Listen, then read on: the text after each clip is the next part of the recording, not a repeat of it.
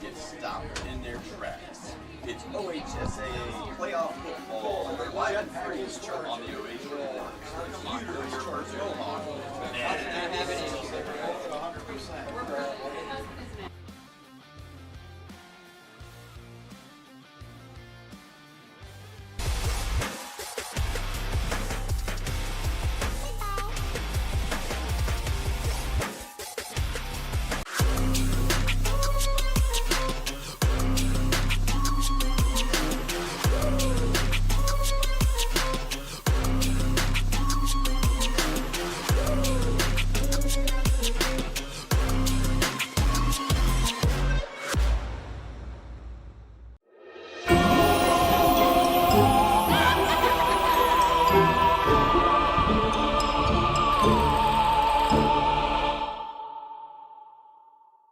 Looking for the best high school sports coverage in Ohio? You found it right here on the OH Report. From the field to the court, we've got it all. OH Report brings you local coverage like nobody else in the area, live and free. Follow OH Report now and never miss a moment of the action. Don't just watch, be a part of the game with OH Report, the future of local sports.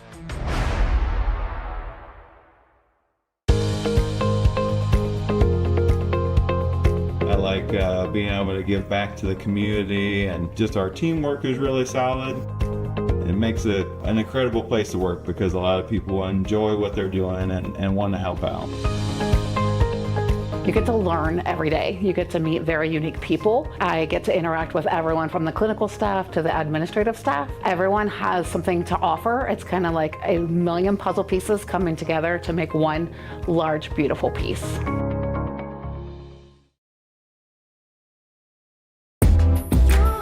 Every time that we walk in, we know we're going to walk into a place that's very clean, and when we walk in, we have a professional environment to come to. The reliability of Pinnacle is always on the spot. We've been with them 16 years so far. They're committed, they are professional, they are very transparent with their pricing, and they excel at meeting every goal and every need we have.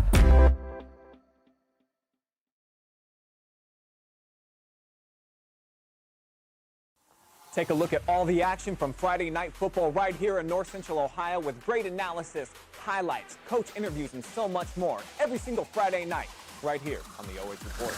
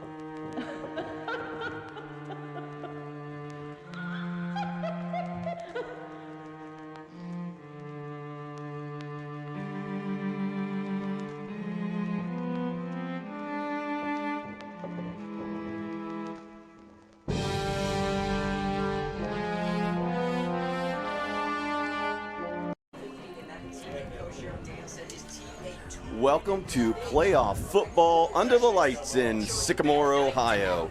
The playoffs are here. Simply put, it is win or go home. I'm Mark Bollinger along with my partner Josh Banks. The Montpelier Locomotives roll into North Central Ohio with a 6-4 record, looking for a win in the first round of the Division 7 Region 26 playoffs. In their way, the home-standing Mohawk Warriors. Mohawk finished the regular season 8-2, but lost out on a Northern 10 Conference championship with a late season loss. What do you think of this, partner? Can the Warriors bounce back tonight and overcome that late, tough season loss? You know, we got to see them play at Cary. We got to enjoy that overtime, amazing victory for Mohawk. And it's almost like that Syndicate East game, Week 10, was a trap game for them. You already kind of clinched your spot in the playoffs. You're going into your last N10 game with a chance to clinch a share of the title, and you got blown out of the water.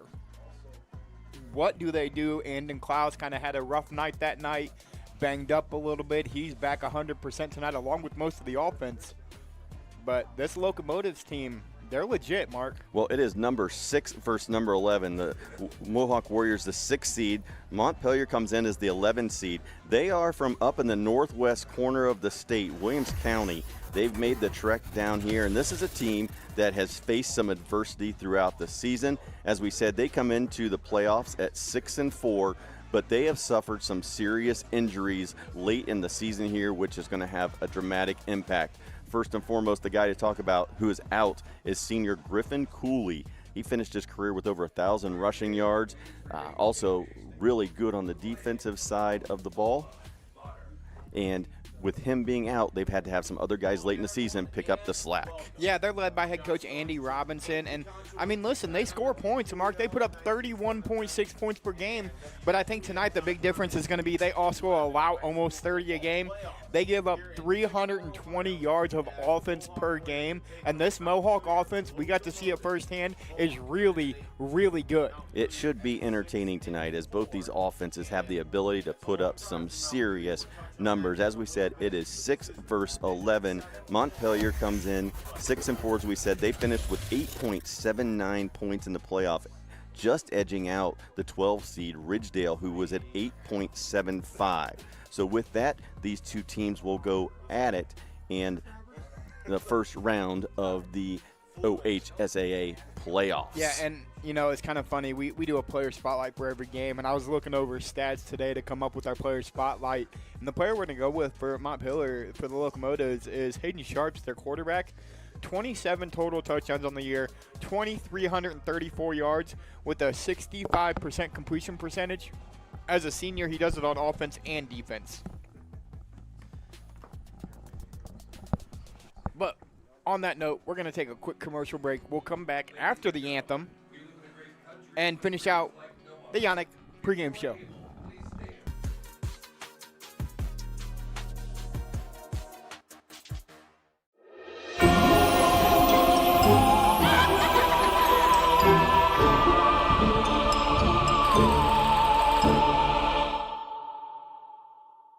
Avita Home Health and Hospice is locally owned, locally managed. All of our staff, our board, everybody are members of the local community. Our medical director is a member of our local community and has practiced in Bucyrus for over the last 10 years. When you call in, you're getting a local person. The nurses that you talk to all live, work, and recreate in your community. I mean, I've been doing this for 16 years and I've taken care of 3 generations of some families. We're the hometown people.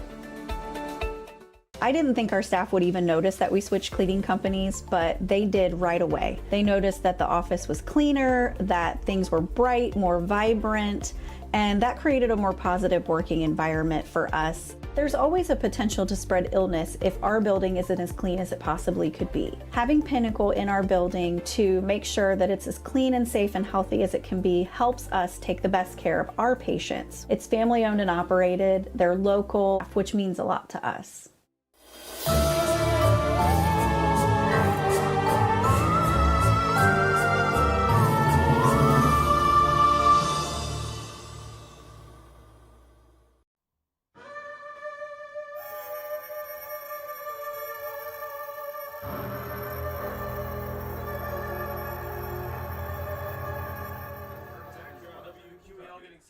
Welcome back to Mohawk High School for Division 7 Region 26 playoff action.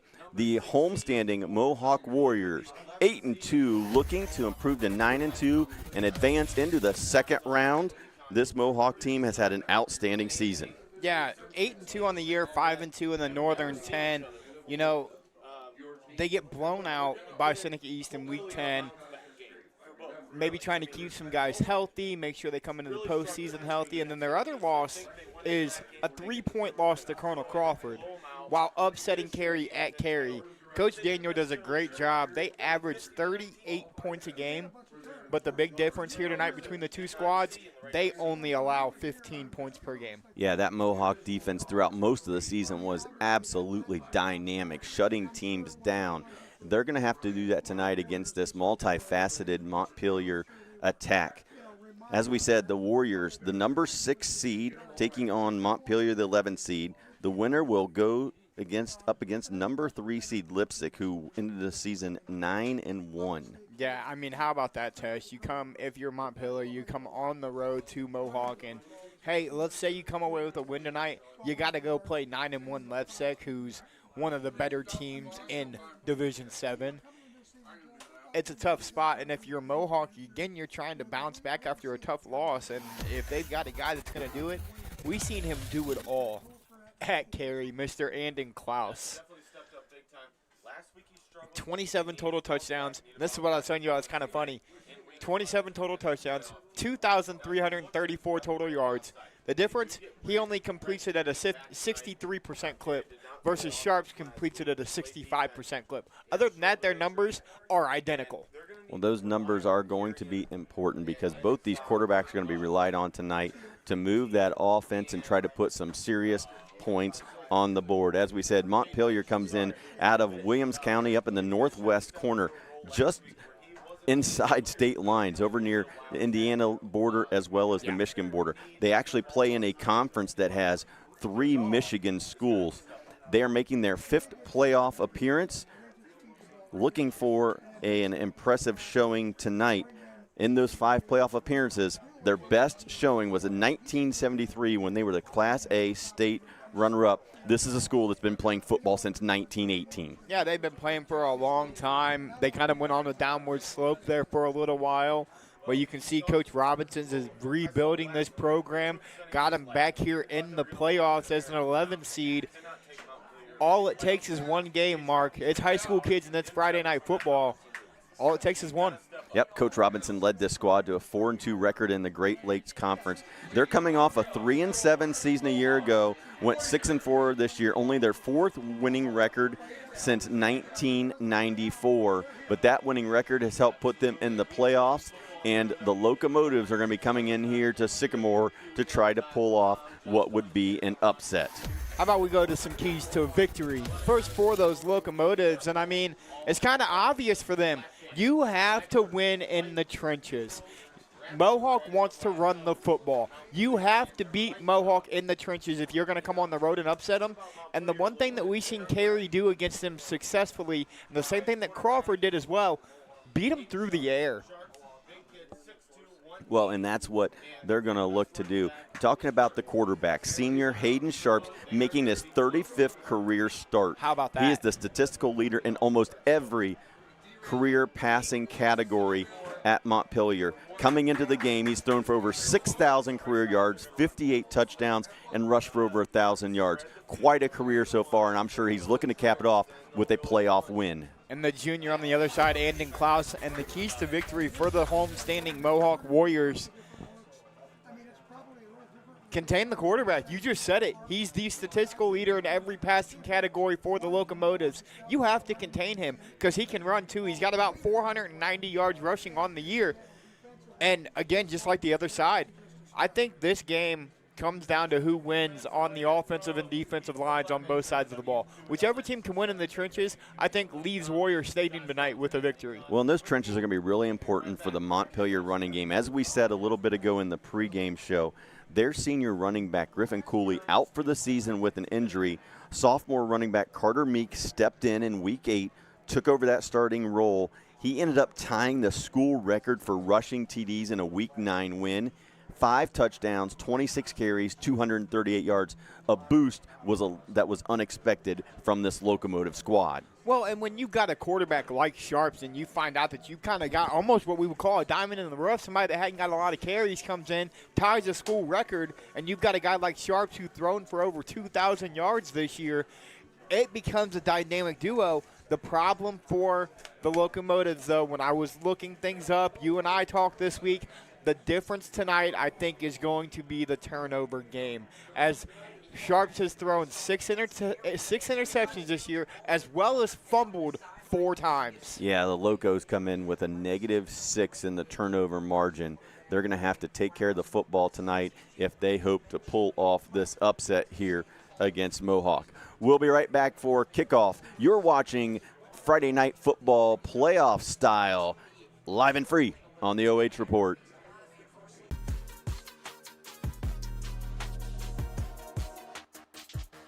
Avita Home Health and Hospice is locally owned, locally managed. All of our staff, our board, everybody are members of the local community. Our medical director is a member of our local community and has practiced in Bucyrus for over the last 10 years. When you call in, you're getting a local person. The nurses that you talk to all live, work, and recreate in your community. I mean, I've been doing this for 16 years and I've taken care of 3 generations of some families. We're the hometown people.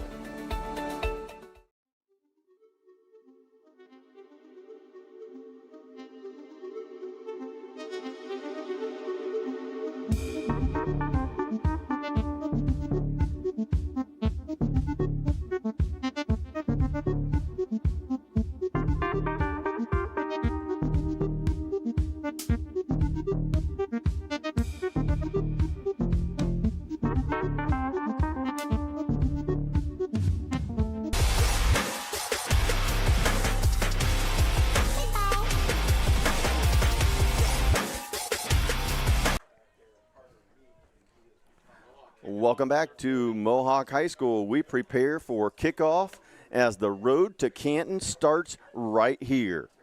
Division 7, Region 26. Mohawk and Montpelier going at it here in the first round. Winner will get Lipsick in round number 2. It's number 6 seed versus number 11. Warriors will kick off first.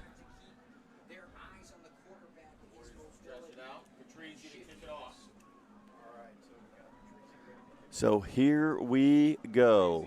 And we are underway from Mohawk. Short kick.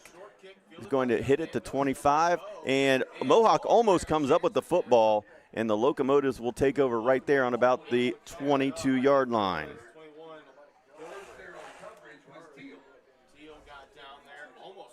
Teal on the coverage off of the foot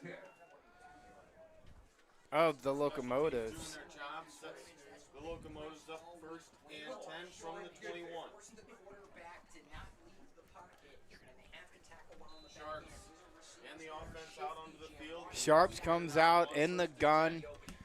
1 on the left, 3 near side, close by us. All right, so first and 10, ball on the 22-yard line for the Locos. Sharp looks, throws, and immediately brought down. So the throw goes out to Lyons. He is immediately brought down. It'll be a loss of 1 on the play. 2nd and 11 for the Locos. Yeah, big play there by Logan Heminger to get out there and make a tackle, and that's a huge first down play for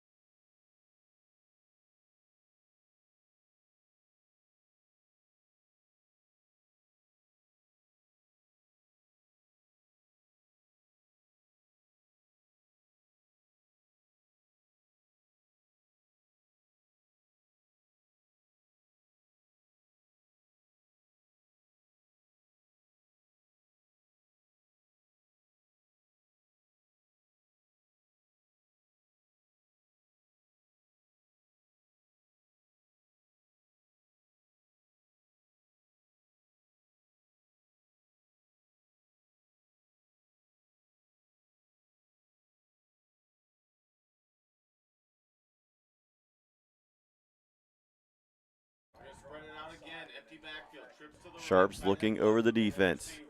Receiver in motion. And flag is thrown, and false start. Yep. And that'll change the decision for the Locos. I'm sure they're going to send the punt team out, and there they are. Yeah, punt team will come out. They'll kick this one away. So good possession there for the Mohawk defense.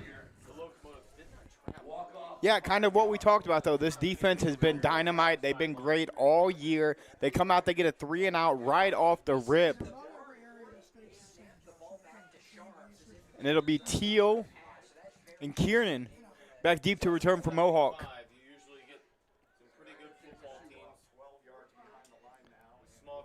Kick is away. Fielded at the 44, drop, picked up, 45, and tackled there. But great starting field position for the Warriors on their first drive of the night here at Mohawk. Yeah, Teal picked that one up. Almost a mistake by Kiernan as that kind of went through his hands, almost through his legs. Teal picked it up with one hand, and Anding Klaus and the offense will come out. They'll take over from the 47-yard line, and this is the exact thing you want if you're Anding Klaus and the Mohawk Warriors. So here comes Klaus and the Warriors looking to bounce back from that shocking loss in week number 10. Chance to right the ship and get a win here in the playoffs. Klaus in the gun. Handoff, right side. And he's going to be caught behind the line of scrimmage. Caden Bish had nowhere to go. Brought down for a loss of 3. Yeah, a big defensive play there for Hartsock. Nobody picked up the outside guys for the Locomotives. They call him 2nd and 12. Ball resting on the 45.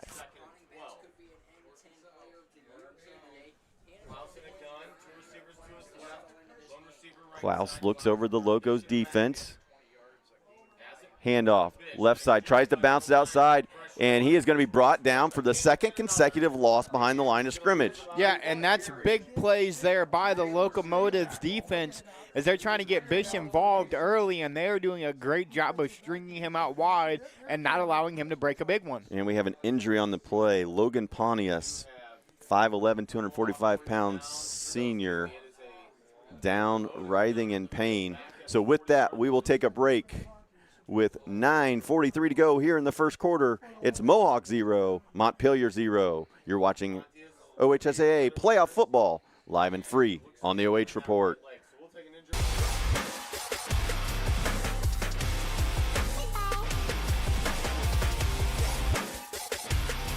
I didn't think our staff would even notice that we switched cleaning companies, but they did right away. They noticed that the office was cleaner, that things were bright, more vibrant, and that created a more positive working environment for us. There's always a potential to spread illness if our building isn't as clean as it possibly could be. Having Pinnacle in our building to make sure that it's as clean and safe and healthy as it can be helps us take the best care of our patients. It's family owned and operated, they're local, which means a lot to us.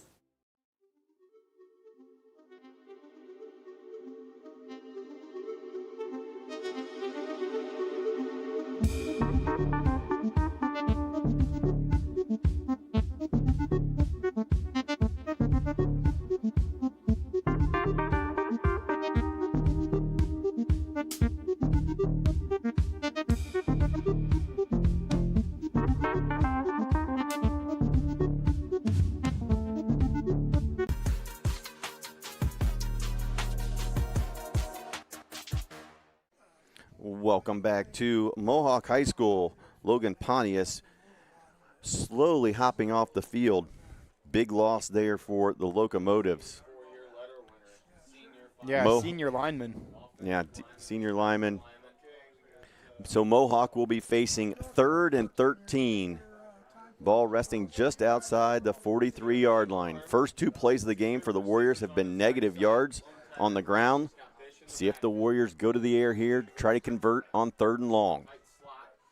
Klaus has a big arm. Teal, his favorite guy on the far side. Klaus rolls. Looks under pressure. He's going to keep it. And slides his way along the sideline. for a gain, but he's not going to get the first down. But once again, Montpelier does a good job on the line of scrimmage and gets pressure in the Mohawk backfield. Yeah, Klaus, kind of pumped the throw. He's going to get about 5 yards. They'll make it 4th and 9. And it'll be interesting to see what you do if you're Coach Daniel. Do you go for this? You're on plus side of the field. I think you play field position here. Your defense did a great job early.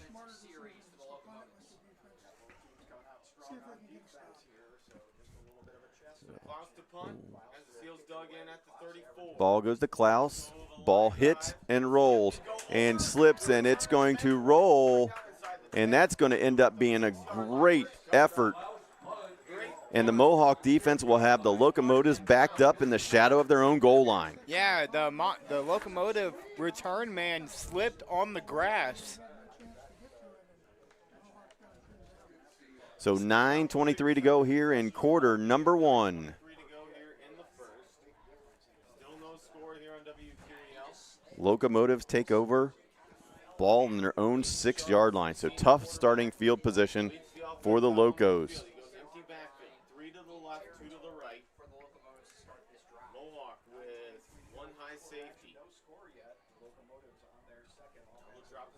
Sharps drops, looking deep, has a man, and just overthrows him. Intended for number 9, Braylon Hopper. Just overthrew him. Bring up 2nd and 10. Yeah, great job there by Kieran, the safety, to slide over with help there because Hopper beat the guy off the ball. Big play there for the safety to come over and give that help.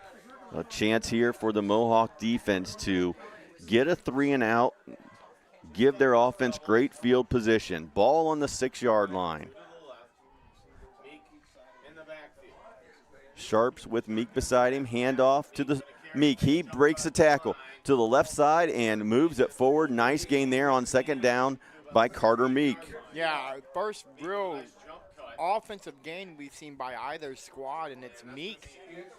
He's going to get 8. It'll make it 3rd and 2. 3rd manageable now, and it'd be a big first down for the Locomotives if they could get it here with their field position. Meek's first touch of the game goes for 8 yards, brings up 3rd and short. Montpelier's second drive of the ball game.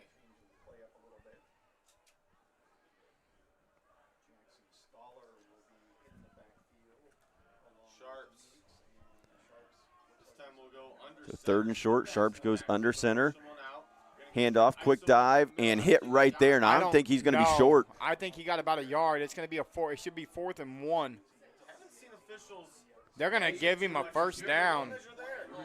And so the first down of the night goes to the Locomotives. An Ohio State Marion first down, and I don't know about that one, Mark. We got a nice spot there, a little generosity here. Ball out to the 17-yard line. Locomotives, first down, looking to do some business here as they move the ball out from their own goal line. Handoff Meek and met right away. Caden Bish. Bish got in there, brought down the ball carrier. They had 2 pullers on that play. Big play there by Bish. Yeah, I mean, untouched from the left side.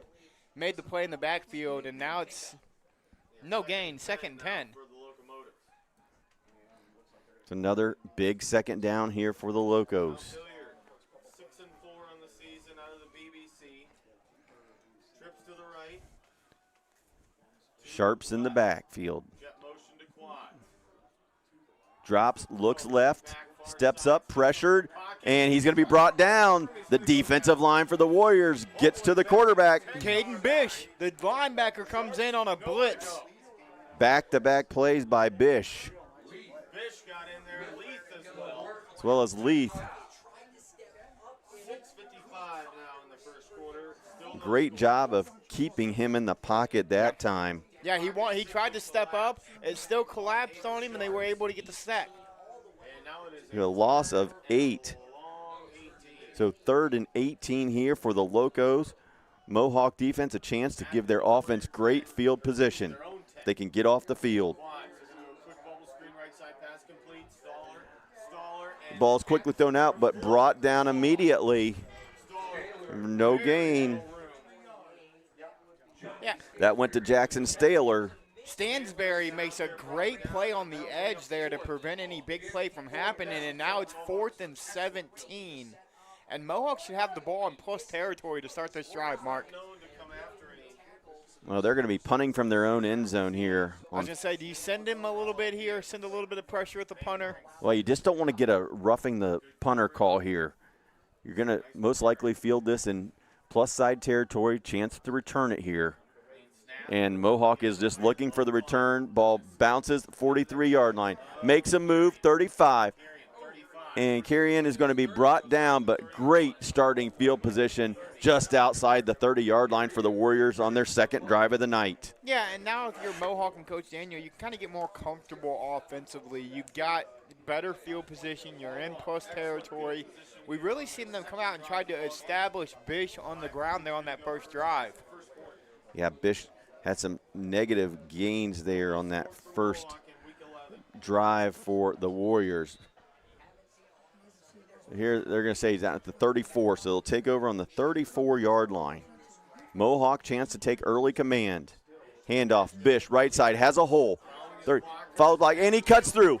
He dances, and he is going to take it to the house. Caden Bish right through the offensive line. And how about the ability to follow his blockers? He didn't rush anything and made a great play for 34 yards. Well, that was the key. He was patient and followed his blockers, and then when he saw the seam, he cut loose, beat one last defender, and gives the Warriors an early 6-0 lead here with 5:35 to go in quarter number 1. Yeah, and I just said it. They were trying to establish him early, and they did. And Patrizzi adds the point after. So with that, Mohawk takes a lead with 5:35 to go here at Mohawk. It's the Warriors 7, Montpelier 0. Avita Home Health and Hospice is locally owned, locally managed. All of our staff, our board, everybody are members of the local community. Our medical director is a member of our local community and has practiced in Bucyrus for over the last 10 years. When you call in, you're getting a local person. The nurses that you talk to all live, work, and recreate in your community. I mean, I've been doing this for 16 years and I've taken care of 3 generations of some families. We're the hometown people.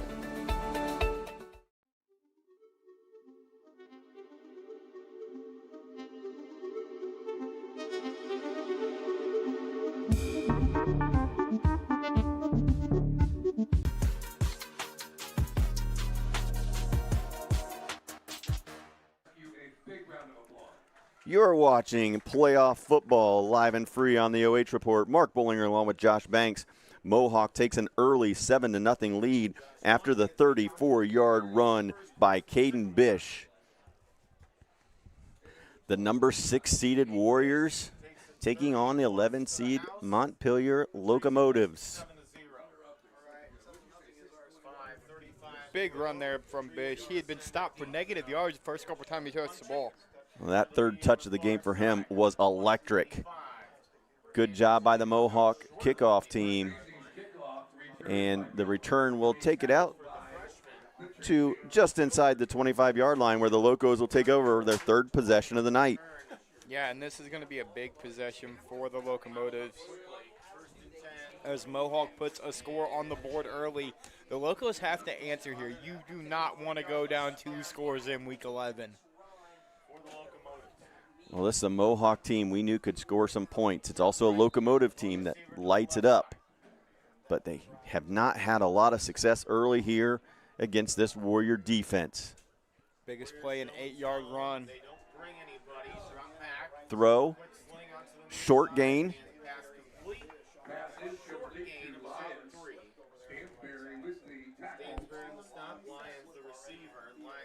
Jacob Lyons on the catch, 5'9" sophomore. Yeah, another slip there. The second Locomotive to slip, and we've seen Kiernan for the Warriors do it on his last punt return. Well, coming into the game, Hartsock was the go-to guy on the receiving corps for this Locos team, but so far it's been Lions that has had 3 receptions on the night. 3 receivers go to the right. One receiver left, and he is tight off the left side. They're going to toss it out. Quick toss. Meek, left side, finds a little bit of room. He's going to be right around the first down. Yeah, they'll give it to him. Nice gain there by Carter Meek. Move the chains. First down for the Locomotives. Yeah, nice play design there. A little zone toss. Bring the receiver in tight. Have him crack on that inside or that outside backer. And let Meeks do the rest on the outside. Meek, 4 carries, 17 yards on the night.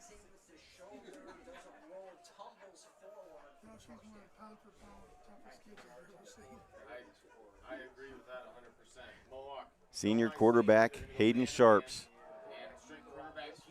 Straight quarterback keeper, gain of about 5. So nice gain there on first down by Sharps. Yeah, he's going to have to get involved a lot more through the air and on the ground if they're going to have a chance.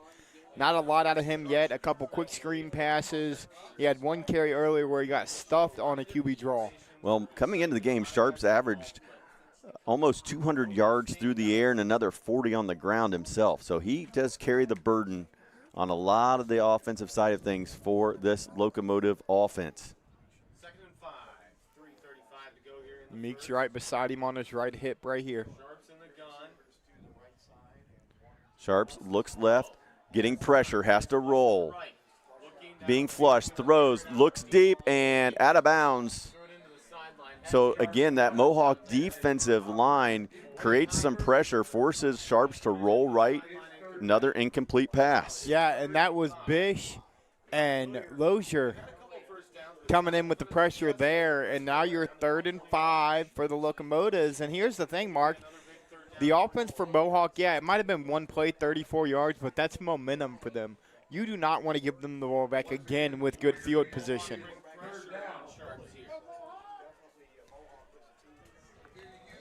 Third and 5. Ball on the 39-yard line. The senior quarterback looking for a first down. Looks left, throws, and he was looking for his favorite target. Wesley Hartsock went through his hands. It would have been enough for the first down. Instead, falls incomplete. Decision time again here for the Locos. Yeah, Coach Robinson with a big decision. More pressure coming. Tried to get it to his favorite target. A great job there by the safety to come down with help there. Because I tell you what, if Hartsock calls that in, it's a big play for the Locomotives. Well, Sharp showed off his arm a little bit there. Yeah, there was some zip. There was a little zip on that football. Went through Hartsock's hands. The 6'3 junior couldn't come up with it. And the punt team on the field here for the Locos. Teal and Kiernan still. Punt almost blocked, maybe got a piece of it, and it's going to go out of bounds. And again, Mohawk's going to get great starting field position on the 36-yard line. Yeah, big position. Again, if you're Mohawk, you got the field position you want. Now go down, go up 2 scores, and really kind of start to put your foot on the gas here if you're Coach Daniel. Right, and starting on their own 36, this is the worst starting field position of the night for the Warriors. Drive number 3, already leading 7-0 here from Sycamore. The Northern 10 Warriors looking to get out of the gate early here and get a win in Division 7, Region 26. It's hard to believe it's already week 11, but here we are. Win or go home. Now I'm waiting for the play action here. They're probably going to go to Bish again. Nope, they're going to motion him out. Bish in the backfield. Bish going to motion to a slot. Little pass, shovel pass to Bish. He has space. He cuts it. He's got room. He could be gone again. It's a foot race, and you are not going to catch him. Bish takes it in. 64 yards. Caden Bish, his last 2 touches have 2 been touches for 98 yards and 2 scores. The underneath shovel to Caden Bish. And a flag is down on the far side. We got a flag down, no score. Flag, it's a holding call. Flag was on the far side. So the 64-yard shovel pass is going to be brought back. Oh, Caden Bish just absolutely electric. It must have came in late, Mark, because I didn't see it on the initial.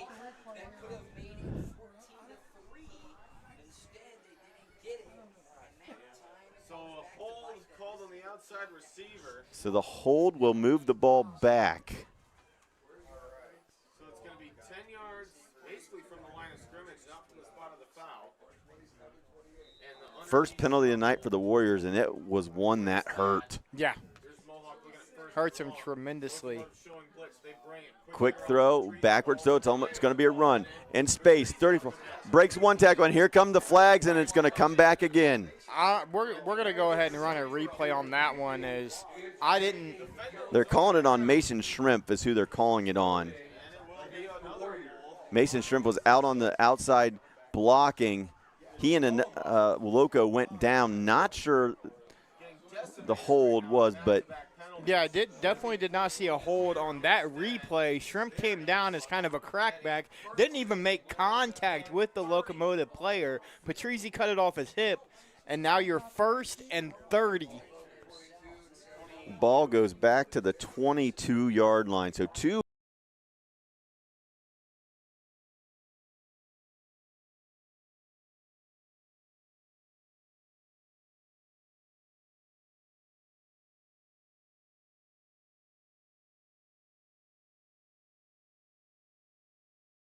Get some of that yardage back.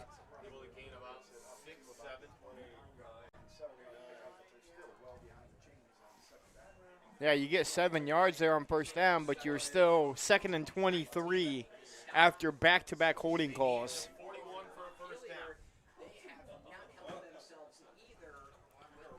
So 2nd and 18. Ball on the 29-yard line for Mohawk. Warriors looking to extend this 7-0 lead. Klaus rolls, throws. Nice catch, brought down just outside the 40, breaks a tackle, and gets a first down. Great play by Levi Teal going up high for the catch, fighting his way for a first down. The great throw from Klaus. Teal high points it, breaks about 3 tackles to battle his way for a first down.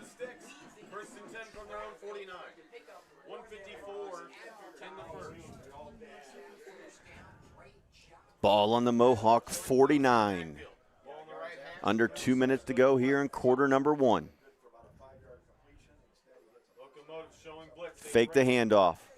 Klaus goes deep, has a guy wide open, caught, and Kyrian dances his way into the end zone, 51 yards. Klaus to Kyrian, and Mohawk strikes again. Klaus to Teal, actually. Oh, Teal makes that catch. There was nobody near him, Mark. It was Levi Teal who was wide open, busted coverage. And Teal walks into the end zone. Yeah, and I tell you what, that is one player on this Mohawk offense you cannot lose sight of in the receiving corps is number 5. Patrizzi on for the extra point. Clean snap, clean hold, clean kick. It is The extra point by Patrizzi is good, and with that, Mohawk extends the lead with 1:31 to go here in quarter number 1. It's Mohawk 14, Montpelier 0. Avita Home Health and Hospice is locally owned, locally managed. All of our staff, our board, everybody are members of the local community. Our medical director is a member of our local community and has practiced in Bucyrus for over the last 10 years. When you call in, you're getting a local person. The nurses that you talk to all live, work, and recreate in your community. I mean, I've been doing this for 16 years and I've taken care of 3 generations of some families. We're the hometown people.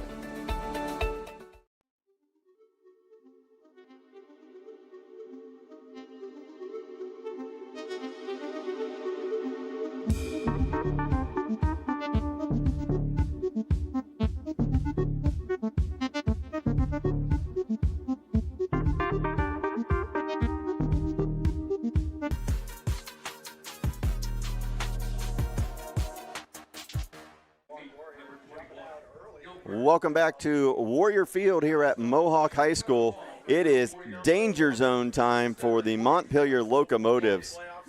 After a 2-hour bus ride, they get off the bus and have been blitzed here early by the Mohawk Warriors. 2 big plays by Mohawk, a 34-yard Bish run, and then a 51-yard pass from Klaus to Teal has given the Warriors a 14-0 lead here late in quarter number 1. Mark Bollinger along with Josh Banks, bringing you high school playoff football live and free on the OH Report. The Locos take the kickoff. Good coverage by the special teams from the Warriors, and tough starting field position again for the Locos. Yeah, tough spot for the Locos to try to come out and get anything moving for themselves offensively. As here's a big drive for them offensively. They have got to put points on the board because you're down 2 scores now. If you give Mohawk the ball back with the way their offense is moving, you're probably going to go down 3 by half. Well, as bad as this starting field position is at the 24, it's actually their best starting field position of the night.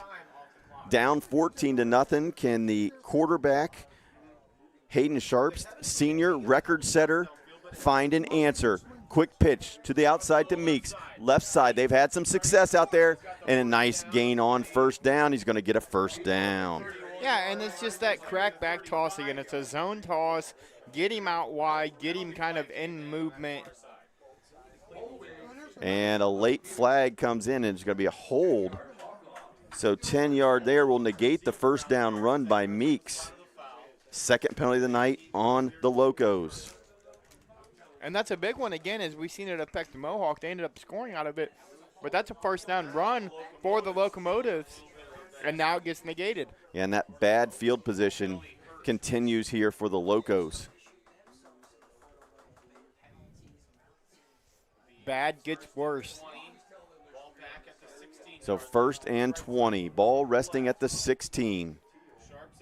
Senior quarterback Hayden Sharp, 6'2", 180 pounds, looking to create some offense for this Locomotive team. Handoff, left side, nothing doing.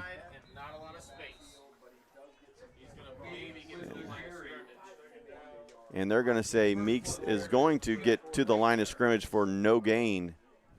Bring up 2nd and long. And here's the thing for the Locomotives so far. Their big plays have come on that zone toss. They haven't done anything up the middle yet against this Mohawk interior. Yeah, everything has been to the left side when Meek has found success, but for him, 5 carries, 17 yards for a guy that came in averaging almost 7 yards per carry. A great job so far by the Mohawk defense. Sharp looks. Again, pressure, forced to roll, throws, man open, caught, first down, and runs out of bounds. Pass goes to number 7, Jackson Staler. So nice play there to get a first down for the Locos. Yeah, a big first down for the Locomotives. You kind of get yourself out of your own nose of the end zone. And now you're in your best field position of the night at the 39-yard line. A gain of 22. Gets the first down, brings the ball out to almost the 40-yard line.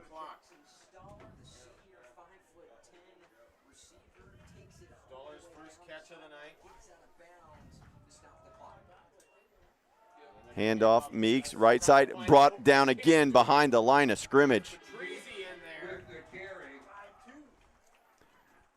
Number 52. Big play there by Logan Heminger. And with that, quarter number 1 comes to a close. You're watching high school football from Mohawk. It's Mohawk 14, Montpelier 0.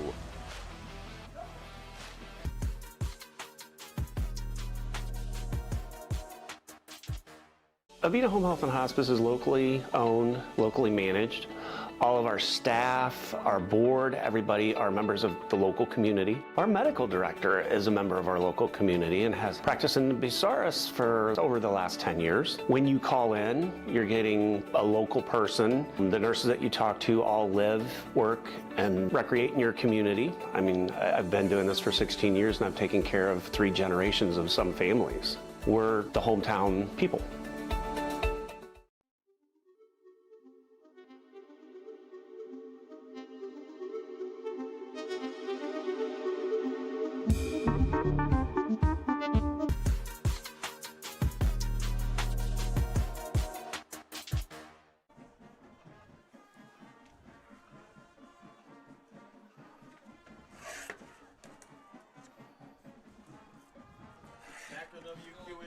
Welcome back to Mohawk High School. You're watching high school football playoff action live and free on the OH Report. Division 7, Region 26. Mohawk and Montpelier battling it out here in the first round of the OHSAA playoffs. Mark Bollinger along with Josh Banks. Last play of the first quarter resulted in a loss of 1. So 2nd and 11 for Montpelier. The Locomotives, 56 yards of total offense in the first quarter. 4 first downs, but no points on the scoreboard. Sharps, again, forced off the spot. Throws across his body and wide open and caught. And that's the first time we're going to call his name, Wesley Hartsock. Yeah, big catch there by Hartsock. A great job by Sharps rolling out, finds his favorite target. It's going to be a yard short of the first down, so you have 3rd and 1. But a big play on 2nd and 11. First time we've called Hartsock's name tonight. He came in with 48 catches on the season, averages almost 14 yards per catch. 7 touchdowns. He gets his first reception here in quarter number 2, brings up 3rd and short. Ball almost at midfield. Trailing 14-0. And Montpelier doesn't like what they see, and they're going to call timeout. We'll be right back. You're watching Friday Night Football on the OH Report. Avita Home Health and Hospice is locally owned, locally managed. All of our staff, our board, everybody are members of the local community. Our medical director is a member of our local community and has practiced in Bucyrus for over the last 10 years. When you call in, you're getting a local person. The nurses that you talk to all live, work, and recreate in your community. I mean, I've been doing this for 16 years and I've taken care of 3 generations of some families. We're the hometown people.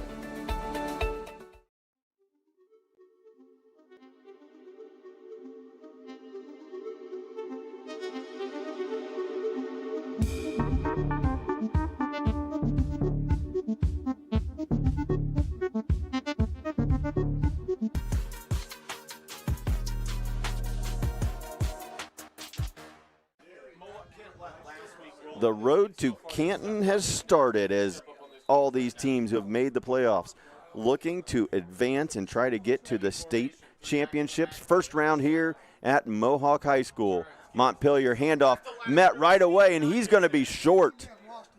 I was going to say, he may have lost a yard there. We'll see what the spot's going to be. They're going to be generous and give him about a half a yard, but it's going to be 4th and about a half a yard. And I think if you're the Locomotive, they're going to measure it. Well, I don't think it's close. That spot was really generous. Yeah, we were right on that line, and they gave him about a yard for.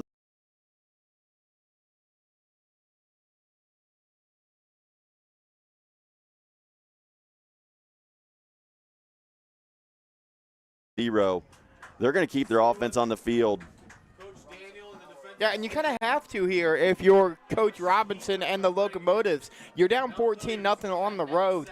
You cannot punt it back to this Mohawk offense. Locomotives making just their 5th playoff appearance in school history. Sharps drops, looks. Again, pressure. He rolls. He has enough for first down, and he trips and falls. And he just slips down. It's going to be a 4-yard loss, and the Warriors take over on the Montpelier 45. Yeah, and that's the last thing you want to do if you're Sharps. He had the opportunity to run for that. That's the 4th or 5th guy we've seen slip on the grass out here at Mohawk. So turnover on downs, and Mohawk already leading 14-0, takes over in plus territory on the Locomotives 45-yard line. Field position has been the story of the night. Yes, it has. And in addition to field position, Mohawk by far winning the battle of the trenches. Warriors just dominating on the line of scrimmage. Fake handoff. Nope, it's going to be the jet sweep. 35-30 and enough for a first down. Mason Schimpf. Yeah, Schimpf showing the speed there on that jet sweep. Great little sidestep to get inside the defender and get the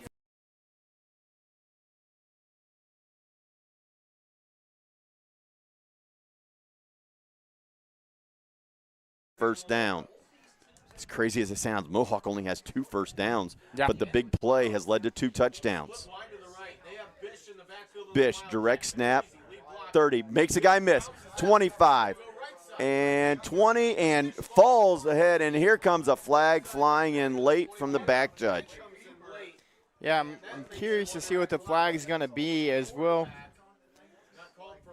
We'll see what the call is here on the replay. I don't see a I think they're going to call it block in the call back. a block in the back on Klaus as Bish was getting tackled. And I'll run it again while they mark this off. As Bish is getting tackled, an unnecessary block by Klaus. Bish is already on the ground when Klaus comes up and shoves the defender in the back. So where the penalty took place was enough for the first down. So despite the penalty, first down for the Warriors, ball on the 32-yard line. Quick toss, left side, Bish, 25, 20, and he's still on his feet. Just when it looks like they brought him down, Bish keeps his feet churning, and another big run for Bish. Yeah, a big run there for Caden Bish. Does a great job of, again, patiently following his blocks. Bish does such a good job of getting tucked in behind those big linemen and following those blocks, and then he just bursts out of it. Gain of 18 by Caden. Again, handoff, right side, Bish breaks one tackle, breaks a second tackle. Bish is just putting on a show, breaking tackle after tackle tonight here at home. Yeah, he said, guys, watch this. The junior's not going down easy. As I want to say, he might already be daggone near double-digit broken tackles. Absolutely. Another first down gain of 5 for Caden Bish. 5'11", 195. Junior running back. Klaus with Bish to his left. 1,200 yards on the season. 5-yard run, but he's on the left side of Klaus right now. Klaus has it back to Bish. Bish straight up the gun on the ISO. This time, Handoff, Bish right side. It's going to be just short of the first down. Third and 2.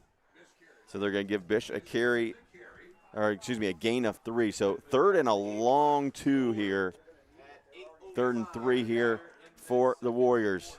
4 down territory, Yeah, I'm sure, here absolutely. for Mohawk. And the way Bish has been running, give the young man the football. Instead, Klaus met, but he is going to churn his way forward using that power and move the chains. First down by Klaus. And that'll make it a 1st and goal. And I expect this to be a heavy dose of number 22 and number 14 here from inside the 10. 1st and goal from the 3. Mohawk already ahead 14-0, looking to take absolute command here. The first round playoff game. Yeah, they're going to go with dual backs in the backfield. They're going to go with Patrizzi and Bish in the backfield, split backs. Klaus, handoff, Patrizzi, right side, right tackle, and he's in for the touchdown. So Patrizzi takes it in from 3 yards out, and Owen extends the lead to 20-0. Yeah, and I mean, it's just you've been run with 22, bring somebody else in, give it to him. You expect Bish to get it. Bish kind of is the lead blocker. But when you've got a three-headed monster, really, with Klaus, Patrizzi, and Caden Bish, that's why this Mohawk offense is as good as it is, Mark. So Owen Patrizzi, 5'9" senior, rumbles his way in from 3 yards out to make this a 20-0 lead. Aiden Patrizzi, the sophomore, comes in.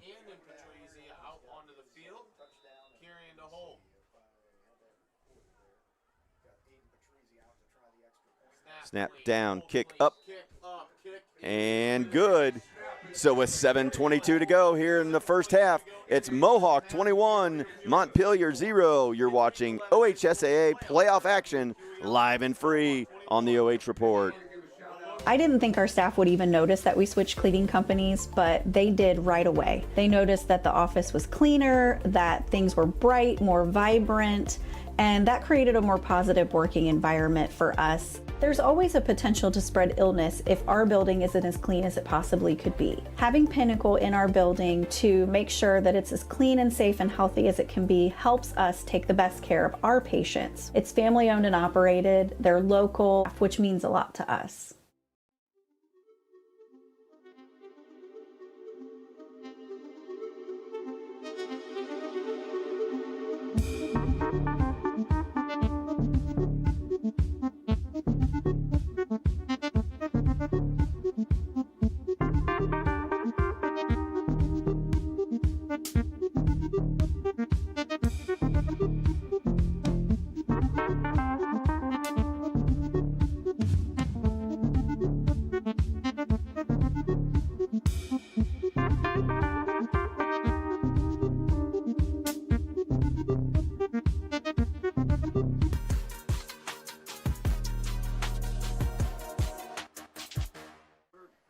Welcome back to Mohawk High School, Warrior Field, where the Mohawk Warriors have jumped out to a 21-0 lead over the visiting Montpelier Locomotives.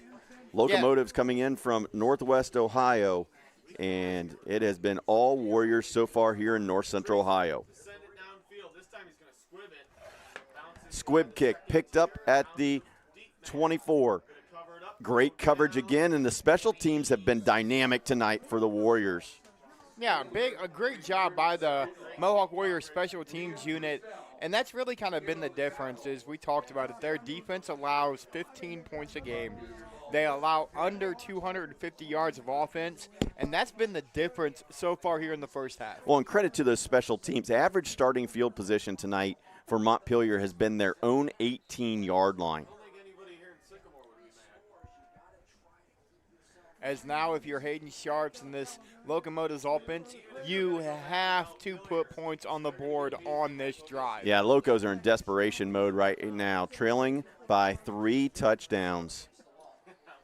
Mohawk gets the ball to start the second half, so the Locos have to put something on the board here late, and before the play can get started, whistle equipment check here. And they're going to force Hartsock to leave the game.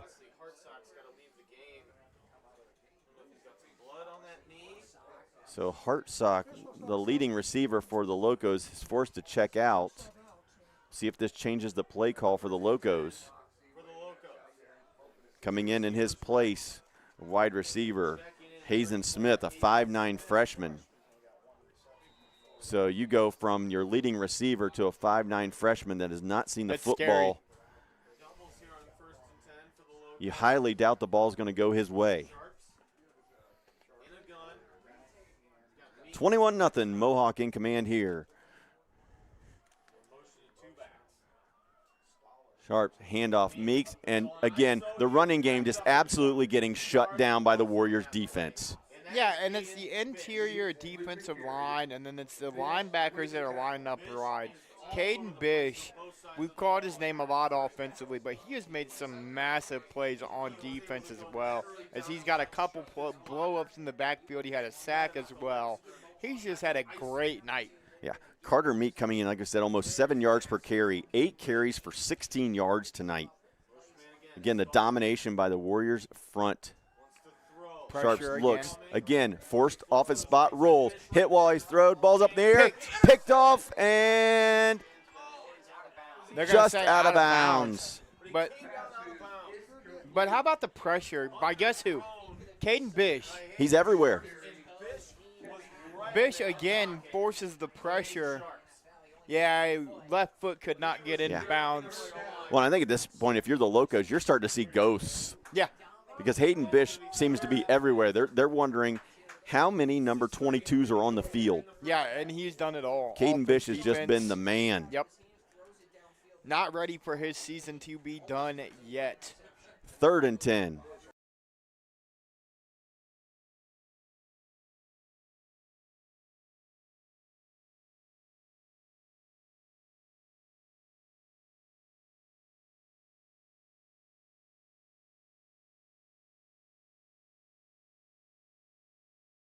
marked out after a gain of 8, but a great effort there. Almost got the first down. 55 Chevy pounded on all 8s. Eli Chevalier, 6'5", 275 pounds there. Mohawk needed Chevy to step up big time. He's been one of their best defensive and offensive 4th linemen and all 2. year long. Big play here Can move. for the Locos.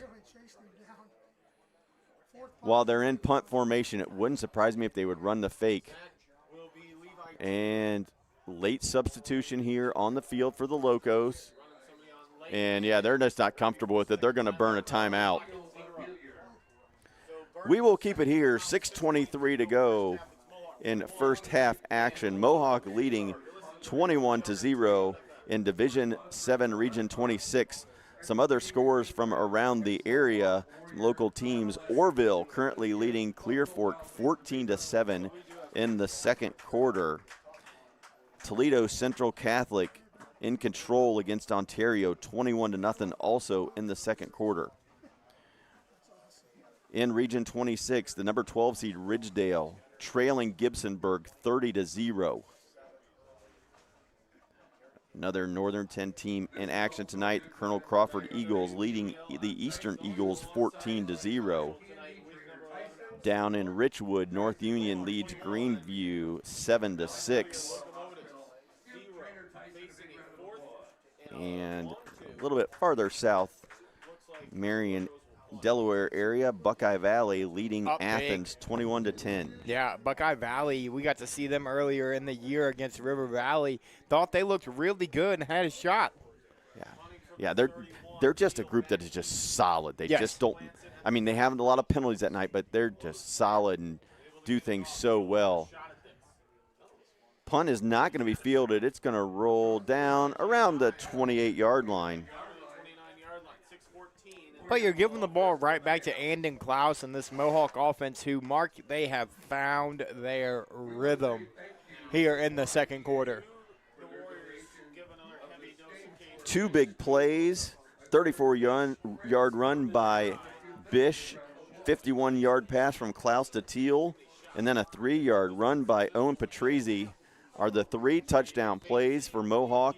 3 scores on the board, leading 21-0. Yeah, and it's been at will between Caden Bish breaking off, breaking tackles like crazy, breaking big runs, and then Levi Teal finding himself wide open. Klaus look and slips and falls. And again, field conditions a little rough out there. A lot of guys losing their footing tonight here at Mohawk. Yeah, a lot of footing issues as we've seen multiple guys slip and fall. And it's not big cuts, it's just basic football footing, and they can't seem to find it. Yeah, Klaus just trying to plant that back foot, went out from under him, loss of 8. So Klaus comes out of that with an 8-yard loss, 2nd and 18. Klaus, handoff. Bish beats one defender, and again, Bish is just running with a purpose. Hurdles one, breaks another. He's very, very difficult to bring down, and I tell you what, if he doesn't get undercut there, he might still be running. He has been absolutely dynamic tonight in the run game. Gain of 13. He just keeps churning out yards. 3rd and 5 for the Warriors, trying to add on to a 21-point lead. Klaus, quick toss. Bish, he has space. Beats one defender, 40, keeps his footing.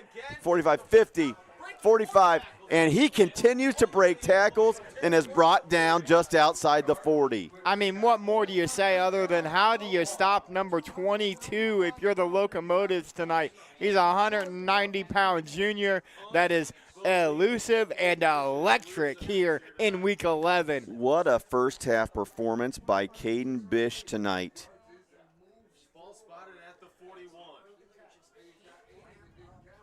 Bish with over 100 yards already here in the first half.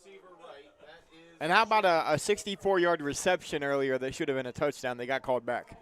Quarterback draw. Klaus straight ahead, and he's going to fight his way and carry defenders, and the big guys come in and push him farther forward. Big run there by the senior quarterback. The front of Mohawk is dominating the front of the Locomotives on both sides of the ball. They are getting a push whenever they want to, Mark.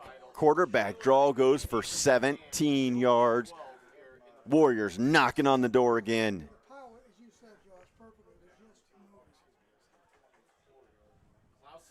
First and 10, 24. We're going to get a Mohawk timeout as Klaus kind of looked over at Coach Daniel. He's seen something on that outside he wanted to try to take advantage of. They're going to call a timeout. I wouldn't be surprised to see maybe a little play-action deep shot here to Levi Teal. Well, if you're the Locomotives, you just have no answer. Bish with over 100 yards rushing. If you allow that, focus on him and go to the pass game, 2 big completions from Klaus to Teal, one for 21, the other for 51. Again, Montpelier simply has no answers for this Mohawk squad, especially in the trenches. We talked about it in the Keys to Victory, about winning the battle up front, and it has been all Warriors tonight. It's been all Warriors on both sides of the ball. And I think we kind of expected this for the Warriors defense. We knew what their offense was capable of. But when you come in and face an offense as good as the Locomotives, you never know what to expect. And they have lived up to the bill here this evening. The Locomotives 6-4 on the season, coming off of a 3-7 record a year ago, making just their 5th playoff appearance, 2nd senior class in school history to make the playoffs twice. He's going to look for Klaus Teal. Looks, throws. Underthrown, intercepted. Returned to 15, 20, and drug out of bounds. So Klaus just underthrows an open receiver. Chance to make it 28-0. The underthrow leads to the pick. Yeah, I tell you what, he had Levi Teal wide open on the fade route. He threw more of a post ball, and that leads to the interception, and that might be the turning point you need if you're the Locomotives. Well, the Locomotives take a big, deep breath because they still have life. Just when it looked like they were going to go down 4 scores, they come up with the interception. And now can they get themselves in business here with 3:38 to go? Mohawk did kick off the football tonight, so the Warriors will get the ball to open the second half. So if you're the Locomotives, you have to be thinking touchdown here with 3:38 to go in the first half, trailing by 3 scores. Handoff, Meek, again, nowhere. Simply nowhere to go. Caden Bish says, thank you very much. I'll take another tackle to my tally. And he's just been dominant, again, on both sides of the ball. Mohawk going to take a timeout, and if you're Coach Daniel, you want the football back before half. You want to kind of take advantage of the missed opportunity that you just had. And if they get the ball back and score and get the ball back at half, we could be looking at a running clock early in half number 2. Yeah, for the most part tonight, it's been Mohawk stopping themselves. It has not been the Locos stopping that Mohawk offense. But again, right now, full credit and all the accolades in the world go to this Mohawk defense. They have just dominated, especially from that midway through the first quarter on. Some updates for you guys. N10 football, Colonel Crawford now up 21-0 at home over Eastern.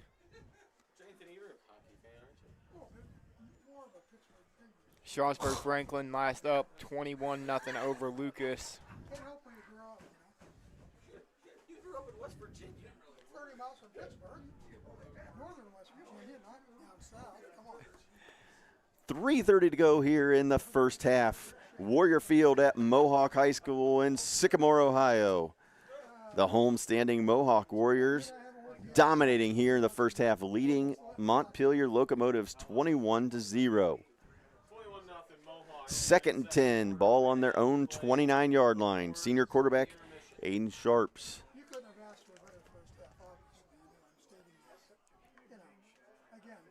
Official timeout now. I'm really confused on the officials tonight. Yeah, so the teams took it and took the timeout. We're lining up, get ready to resume action, and they called another timeout. We gotta save those. That way to prolong the game, so Davy's gotta be there later. Well, if we have a running clock. So they talk it over, and we are going to get back underway here. All right, here we go. Hayden Sharps in the gun, empty set. Ball on the left hash. Receivers right, 2 to the left. Big play here. Big drive for the Locomotives. I would think he's got to try to find Hartsock at some point. Crossing route, caught, driven out of bounds. To the Mohawk sideline is On the reception there was Carter Meek. Meek came out of that slot. Meek's first catch of the night. Yeah, and I mean that's just a basic mesh concept there by the Locomotives. Simple mesh over the middle. And they're going to say he did get the first down. Move the sticks, first down number 5 for I the tell you Locos. what, I'm just going to say this. The Locomotives have now gotten 2 very generous spots to get first downs. Well, they move the chains out to the 39-yard line.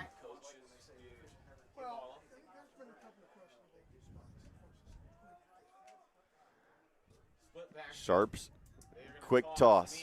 Meeks, left side, hit, driven out of bounds.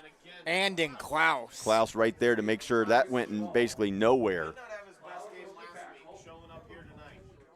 Again, they bring Meeks in motion, try to get him on a flip, and Klaus met him about 2 yards out of the backfield to blow that one up. For Meek, he's probably really happy right now. His last 6 carries had all resulted in either no gain or negative yardage. He finally gains positive yardage. He gets 3. Yeah, and that's a big positive yard for them. But now you're 2nd and 8, and this Mohawk defense has not let up. Sharps looking, has some time now. Again, pressured, throws it out of bounds. Again, that pressure from the Mohawk front. Nobody was open. Good job on the back end, and then the pressure got to him and moved Sharps out of the pocket once again. Yeah, Rhett Leith came off the edge initially from his outside linebacker position, and they picked him up, but then you had the middle Chevalier, who's had a good second quarter, kind of broke through the interior of the offensive line and forced Sharps out of the pocket. That's what they've done all night so far, Mark. Yeah, they've been able to move that pocket, and if you're Sharps, you see 6'5", 275 bearing down on you. You better get out of there. Not a good feeling. And now if you're Mohawk, you got a chance to get the football back. Meeks in motion. Sharps looks, throws across the middle. Hartsock brought down. We're going to see where they mark it. And one official has it a yard short. The other has it right on the first down marker. And now they're going to agree that it's going to be a yard short. Well, and it's going to be a long one, almost 2. And they have yet to successfully gain this 1 yard when they've needed the last 2 times they've done it on 4th down, Mark. They've been stuffed twice in the same situation. And that's a false start. The quarterback was moving towards the line of scrimmage.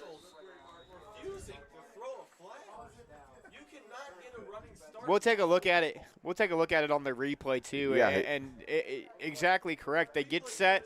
The quarterback runs. Was running forward. Yeah. He takes almost 2 full steps to go catch that football. Yeah.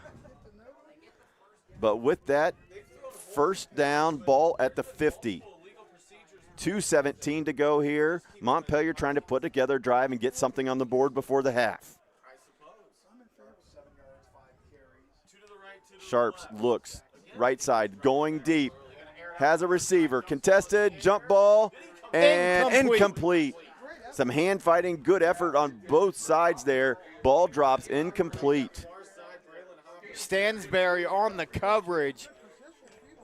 Yeah, it's great. It's a great ball by Sharps. You have the position if you're the receiver, but Stansberry does a great job in coverage. Yeah, great play there by Stansberry. Sharps dropped it in the bucket right where it needed to be. Just couldn't come up with the catch. And the one thing Stansberry did there, Mark, that we haven't seen a lot this year out of these defensive backs is he got his head around early, so he did not get that pass interference he found call. the football, absolutely. We've seen that all season long where the defender does not turn his head. Sharps looks, quick little bubble screen inside. Hartsock brought down, gain of 5. If you're the Warriors, you'll gladly give up the short gain for the time running off the clock. Yeah, now you're 3rd down.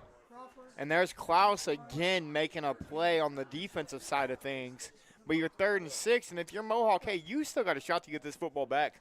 And again, the spot, a good yard away from where it looked like he was down, but 3rd and 6. Pressure coming. Pressure again. He rolls, throws it, and just wastes it. Throwed out of bounds. Yeah, I'm curious to see what this Flag flag's down. going to be. It's going to be on Mohawk? They're going to call a personal It looked foul?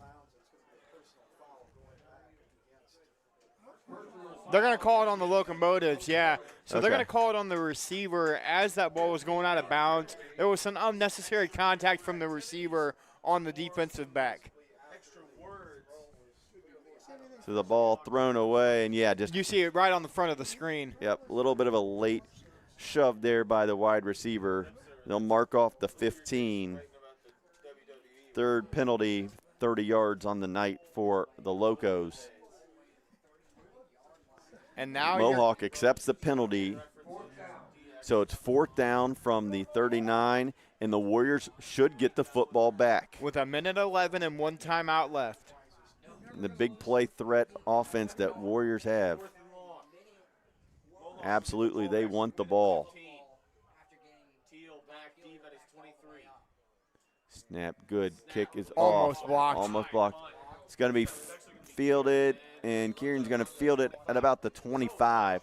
So 1:11 to go. Warriors have a little bit of time here. 1 timeout remaining. See if they can drive the field here and get another touchdown. Well, and here's the thing. They've taken 2 shots downfield, Mark. They took the first shot that Teal scored on the 51-yarder. They just tried to take another shot, and Teal beat his man again. It was just a bad throw from Klaus.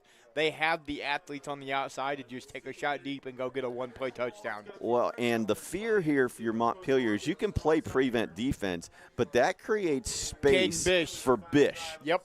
And we have seen what he can do with the football in his hands. He has been outstanding tonight. Klaus, counter. Bish breaks 1 tackle. Breaks the 2nd tackle, and out of bounds at the 41-yard lines. Caden Bish is running like a man possessed. I mean, how do you bring down 22 tonight? He looks like Derrick Henry out there right now. Add 15 more to his total. 1st down by the Warriors. Clearly into double-digit broken tackles here in the first half. Yeah, he's around 120 yards of offense on the night. Quarterback draw. Klaus falls again. And he had space. And they're going to have to go quick here, inside of 50 seconds. Loss of 2 by Klaus.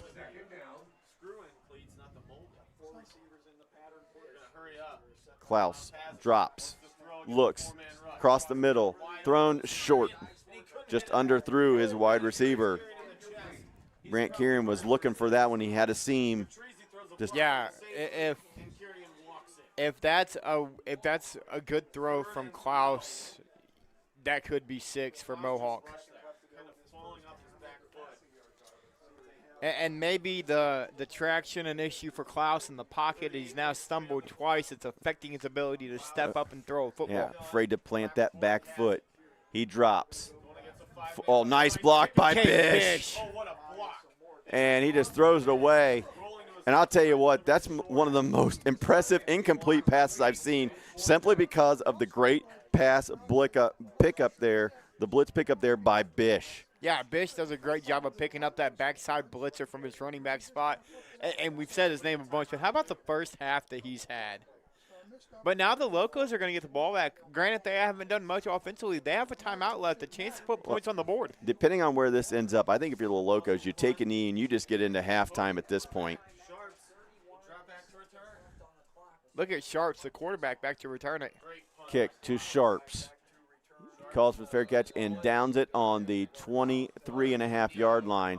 And as I said, I would think Montpelier would just take a knee and try to get into the locker room to regroup. Yeah, but here's the thing. Knowing Mohawk gets the ball coming out at the half, can you afford to take a knee and go in? I mean, I agree with you, but can you afford that in Week 11 to go down 3 scores into halftime, knowing your opponent gets the ball at the half on their home field? Well, with 26 seconds to go, if I'm Montpelier, I'm thinking don't do anything crazy here or stupid and turn it over and give Mohawk a chance to up that to 28-0 and then get the ball. Yeah, you cannot afford a pick here if you're Hayden Sharps. And they're going to hand it off to Meeks. Again, Met in the backfield, bulls his way forward, but a short gain. And that looks like that's going to do it. And Montpelier is going to let the clock run out. So after 2 quarters of play in Division 7, Region 26, it's the Mohawk Warriors 21, Montpelier 0. We'll be back for halftime, stats, and more. You're watching playoff football live and free on the OH Report.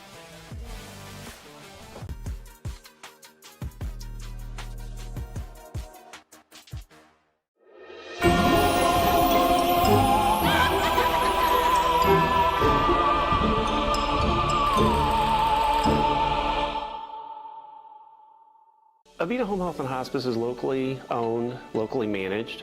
All of our staff, our board, everybody are members of the local community. Our medical director is a member of our local community and has practiced in Bucyrus for over the last 10 years. When you call in, you're getting a local person. The nurses that you talk to all live, work, and recreate in your community. I mean, I've been doing this for 16 years and I've taken care of 3 generations of some families. We're the hometown people. I didn't think our staff would even notice that we switched cleaning companies, but they did right away. They noticed that the office was cleaner, that things were bright, more vibrant, and that created a more positive working environment for us. There's always a potential to spread illness if our building isn't as clean as it possibly could be. Having Pinnacle in our building to make sure that it's as clean and safe and healthy as it can be helps us take the best care of our patients. It's family owned and operated, they're local, which means a lot to us.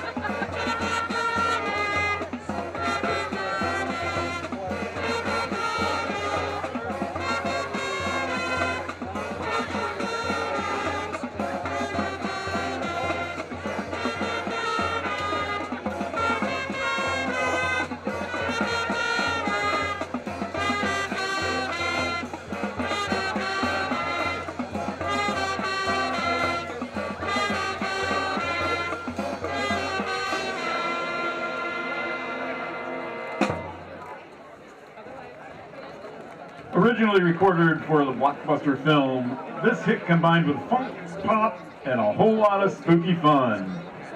Keep your eyes peeled. Never know what you might be lurking on the field tonight. When there's something strange in the neighborhood, who are you gonna call?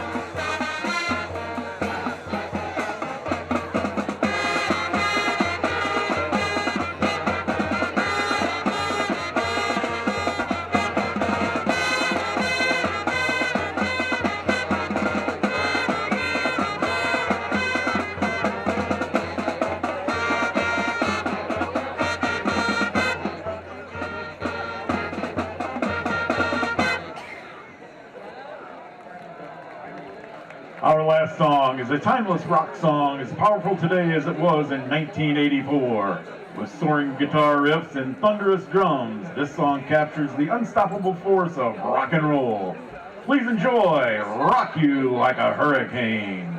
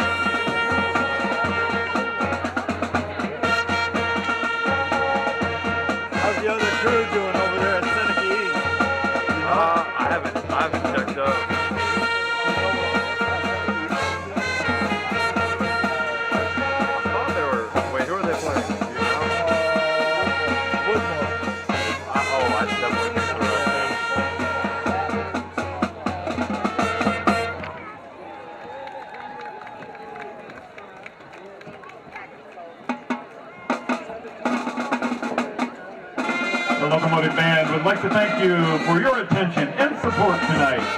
We'll see you next time under the lights. And remember, go Locos!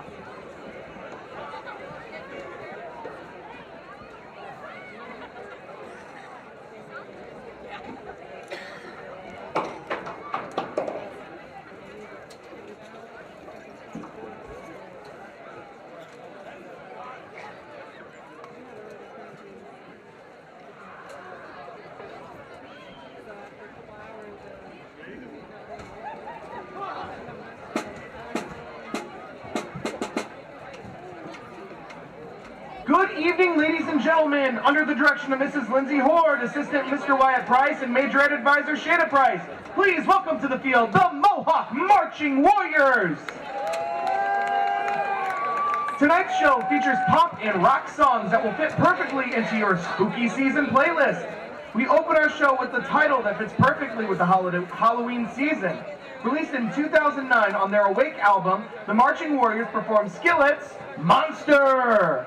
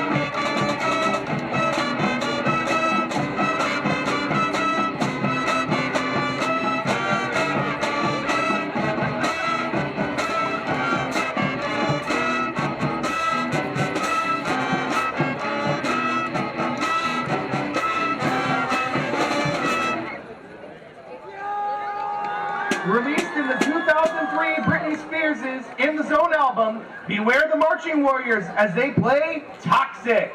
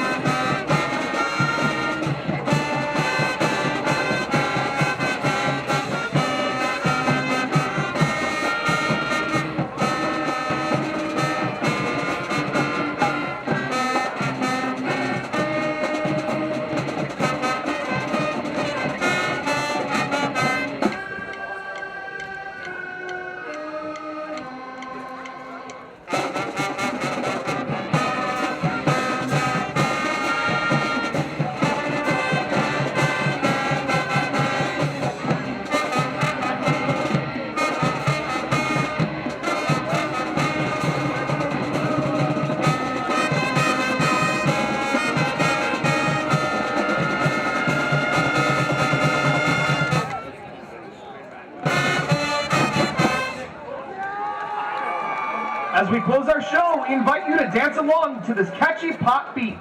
Released in 2008 by Rihanna, here is Disturbia.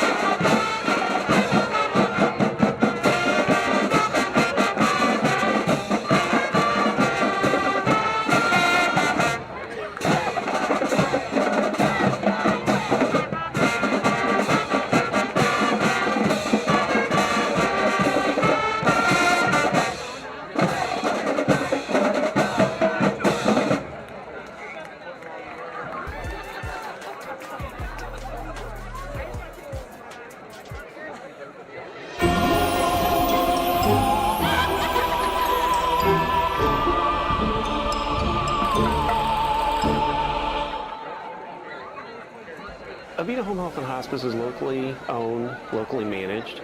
All of our staff, our board, everybody are members of the local community. Our medical director is a member of our local community and has practiced in Bucyrus for over the last 10 years. When you call in, you're getting a local person. The nurses that you talk to all live, work, and recreate in your community. I mean, I've been doing this for 16 years and I've taken care of 3 generations of some families.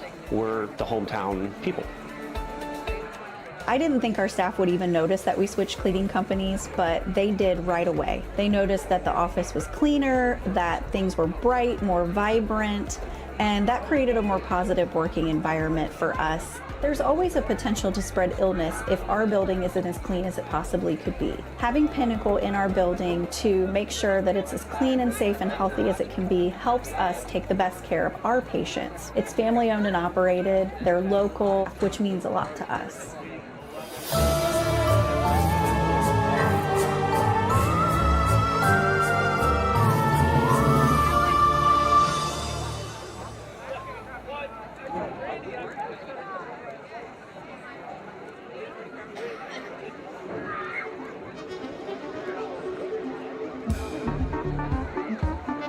Thanks to Jeff Garber, we have some halftime scores.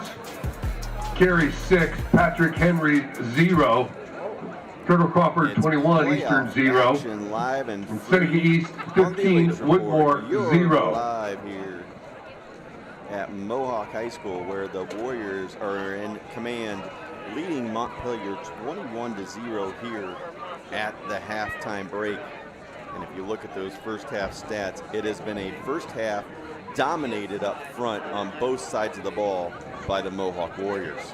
Yeah, offense, defense, special teams, Mohawk has dominated every facet of this game. The only difference, Mohawk has 1 turnover, the pick from Andon Klaus. Other than that, they have played just about perfect football, Mark. And they have been led on both sides of the ball by number 22, Caden Bish. He has had himself an absolute night. Yeah, Caden Bish has had a phenomenal evening, and it's just been what he does all year. He came into the over 1,000 yards. Last time we covered him, he had 18 touchdowns, so he's well over 20 touchdowns on the year. He's just done everything right. And it's consistency, it's his elusiveness. You know, we were talking about his center of gravity up here in the press box, and I'm still trying to figure out on a couple of those runs how he stayed on his feet. Well, his rushing game tonight has been absolutely impressive. Caden Bish, first half unofficially, 10 carries for 120 yards. So anytime you average 12 yards a tote, you're doing something right. Yeah, and you're doing it all right. Now, while we have a minute, we haven't done this yet, but let's do it now. We're going to take a look at the D7 Region 26 breakdown. Now, unfortunately, if you're you're one of those bottom teams, North Baltimore sitting at the 2 seed, left Sikowitz, the winner of this one, you get to look forward to playing Lima Central Catholic. They're the 1 seed in this region, and they're the 1 seed for a reason. But if you're Mohawk, you've got to get through tonight, and you get Lefsick, who's 9-1, and then you get a North Baltimore team who is undefeated on the year. This is a really, really talented region in D7, and you know what the worst part about it is, Mark? D7, guess who you got to go through if you want to hoist the state championship trophy? Marion Local. I haven't heard of that team. Have they won a few games in a row? Man, I mean, yeah, they've had some close contests this year, but in the state of Ohio, it feels like they're the cream of the crop, and they really are. You've got so many talented teams, you know, Lima Central Catholic good, Hillsdale in D7 good. Hillsdale, one of the best teams in the state last year, got beat 70-0 by Marion Local in a state championship game. Yeah, all sarcasm aside, what a season and continuing the winning streak is Marion Local. Last week, of course, in the huge rivalry game in week number 10 against Coldwater, they win 7-6 with their only score being on a kickoff return for a touchdown to keep that winning streak alive. But here at Mohawk in Region 26, the Warriors out to a 21-0 Owen lead. Patrizzi confirming that we will receive to start the second half. Struck pay dirt first on a 34-yard run, 5:35 in the first quarter to give the Warriors a 7-0 lead. They followed that up with a 51-yard touchdown scoring pass from Klaus to Teal at the 131 mark. And then in the second quarter, Owen Patrizzi from 3 yards out takes it in, and that has given Mohawk a 21-0 lead here in a first half in which they have been in absolute control. Yeah, they've dominated. Both teams go 3 and out on their first drive. After that, Mohawk takes complete control of the entire game. Now, I'd be curious to see here with Coach Daniel, what do you do to start half number 2? Caden Bish has had his way on the ground. But is this where that play action that we keep talking about comes into effect? Do you fake the inside handoff to Bish and take a shot downfield to Teal? Well, right now, I think if you're Mohawk, you continue to, ride the horse that's got you here, and that has been Caden Bish. As we said, 10 carries, 120 yards, 12 yards a carry. You get him the football and see what number 22 can do here in the second half. 21-0, Mohawk will get the football to start half number 2. One other quick score that we do have from Region 26. The number 5 seed Gibsonburg currently leading the number 12 seed Ridgedale 41-0. So Gibsonburg punching their ticket, it looks like, into the second round of the playoffs. And another update for you over in the Colt Corral, the Clear Fork Colts trailing Oroville 21-7. Colonel Crawford up 28-0 in the third quarter. Danville also up big tonight. They're the lower seed, but Blue Devil football in Danville runs deep. Nice job tonight by the Blue Devils. Third quarter, Toledo Central Catholic leading Ontario 35-0. So here we go. Second Back half for the of Warriors. action, getting ready to Number get 4, Shoot. Number 2, Kirian. Locomotives will Kicking off for the Locomotives. Number 3, Wesley Hartsock. Region with Toledo Central Catholic and Ontario. How about next week? Toledo Central Catholic and Lexington. So the kick will go Carries out of bounds. At about the 46-yard line. They tried to go with the onside kick. Yeah, the kick doesn't work, and Mohawk will start with great field position once again here in quarter number 3.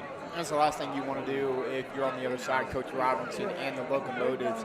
It gives this high-powered Warrior offense great field position. And we'll see, is it a heavy dose of 22, or does Klaus uncork? 5-yard walk-off. And with the ball going out of bounds, Warrior there's the ball, penalty 1st and that marked 10. that off. So Mohawk actually starts the drive at the Montpelier 49-yard line.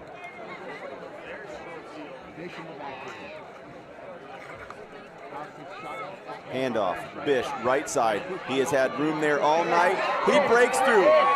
It's a foot race. First play from scrimmage.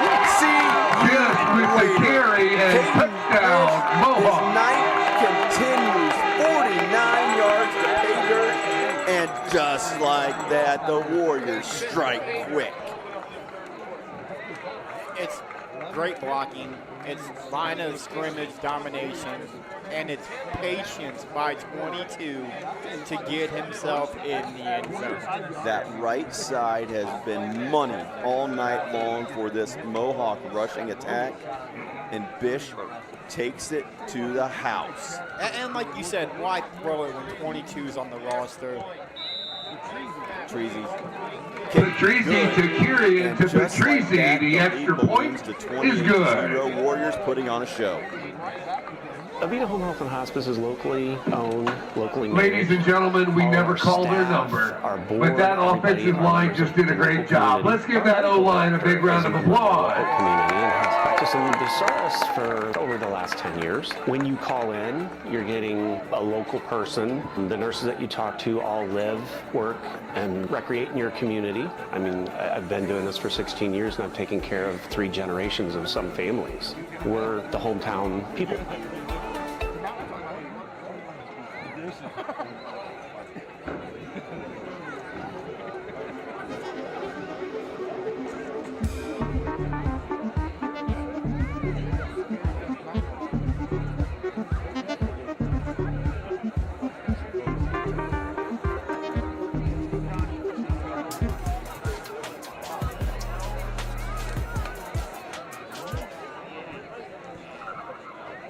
28-0. The Mohawk Warriors in control here in quarter number 3 in Sycamore.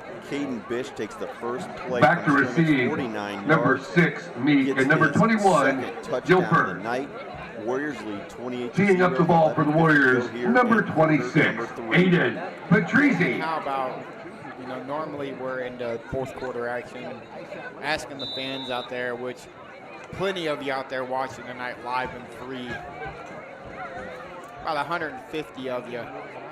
And yes, I seen one of you guys comment, $12 to get in, free to watch at home. Absolutely, stay in the warm weather. Well, that's bringing you the action. Well, even if you've been here for $12, Caden Bish is giving you your money's worth. Career night for that young man, it looks like.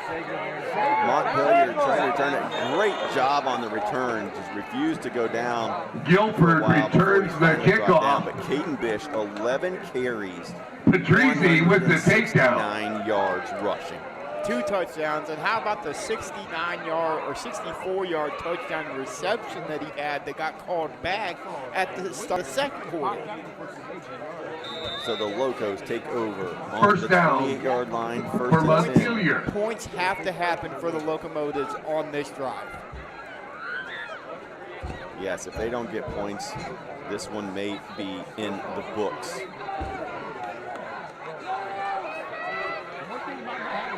At this point, you're the Locos. You've got to start with a first down. Just try to get the ball moving. Handoff, Meeks, left side, runs over one, but brought down there by the Meek Warriors. with the carry. Klaus and the 55 Chevy with the tackle. You said it best. When you run into Second down. 280 that moves as well as he does, you might as well just quit. But the front seven from Mohawk has been outstanding. They have, as we were talking about, they've just controlled the line of scrimmage, just nowhere to go for this Locos running game. Just 27 yards rushing in the first half.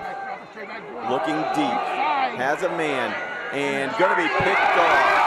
Great job of playing the ball. Interception by Johnny Stansberry. The senior defensive back played that perfectly, turned, found the football, and hauled it in for the pick. Yeah, that is textbook coverage from Stansberry. Might have been slightly underthrown, but Stansberry heard ball, probably heard it from a coach on the sideline, turned, found it, pointed it, and got the turnover. And now Mohawk going to look to make it a running clock. With a score, the Warriors can get to that running clock. They take over after the Stansberry interception on their own 30-yard line. 22 again. If it ain't broke, don't fix it. Yes, they're going to go something different, though. Quick throw to the right side. Breaks one tackle, breaks two, in space, and there's boom. 50, 45, Teal to 40. And what a Klaus complete to Teal. Levi with some moves. He brings it all the way across the field. What a job by Teal. Textbook job there by him. Reversing field, finding an opening, and on one play, they're into Montpelier territory. Klaus throws it out about 12 yards towards the sideline. Teal goes for 55. First and 10. Ball on the 25. Klaus throws, caught, Kieran, gain of 5. Ball is complete to Kieran. Read there for Klaus, nice little curl route. Ran by Kieran, got the completion, and here's the thing now, if you're Mohawk, you're buttering them up to hand it off to 22. You've thrown 2 consecutive passes. I wouldn't be surprised to see one more pass here and then give it to 22.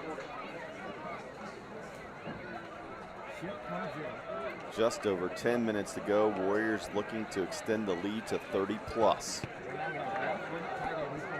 Well, we were wondering how the Warriors would respond after their performance last week against Seneca East. They have turned disappointment into anger, and they are taking that rage out on There it is. Montpelier. Bish, right side. He's had room there all night. They're pushing, and he's going to take it in. Bish with the carry and a 20 touchdown. yards for Caden Bish on the right side. It's just been showtime from Caden Bish. He drug 5 locomotives into the end zone. He's And his own it's not locomotive. even being pushed. Here's the thing. He's not even being pushed by any of his offensive linemen. He drugged them into the end zone. Running clock. Just under 10 minutes to go in quarter number 3.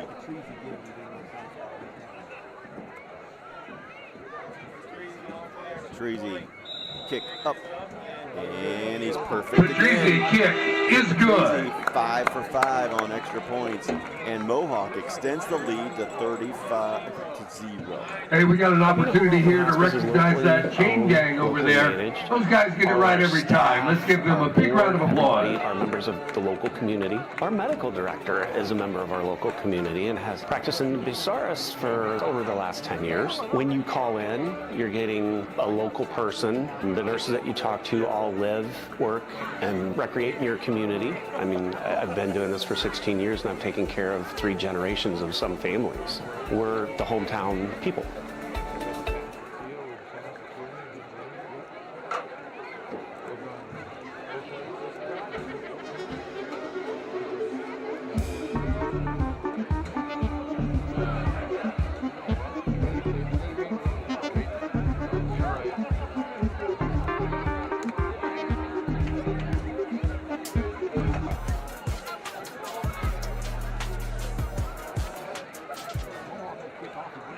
It's all Mohawk Warriors here tonight in OHSAA playoff action.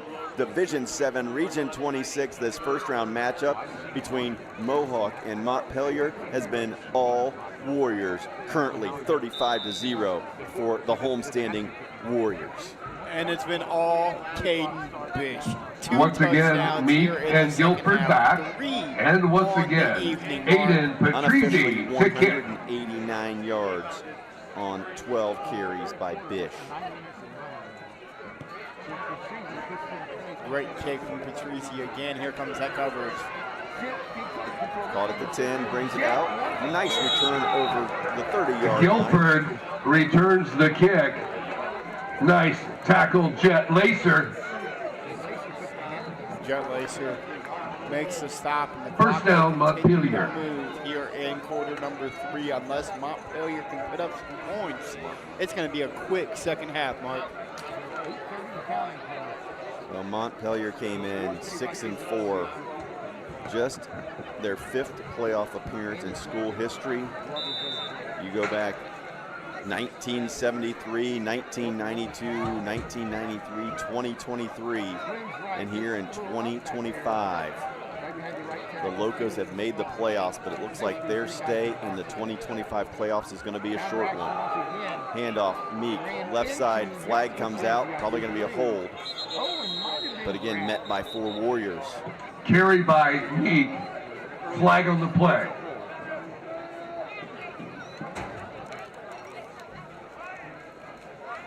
Holding against the Locomotives. And on the stop there, and it is going to be a hold, Mark, so that's going to back him up even more. 10 yards on the holding will bring up 1st and 20. Once again, first down. And I tell you what, I don't expect the Warriors to let off on the gas at any point in time here this evening. Well, I think you may in the 4th quarter, just from the standpoint of you want to make sure you get into next week healthy.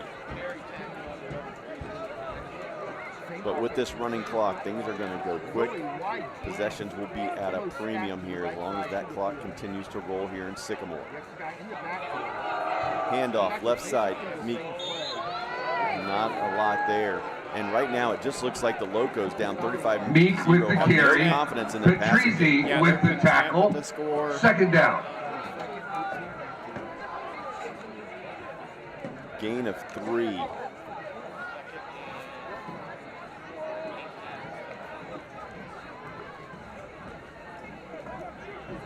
Play clock already down to 15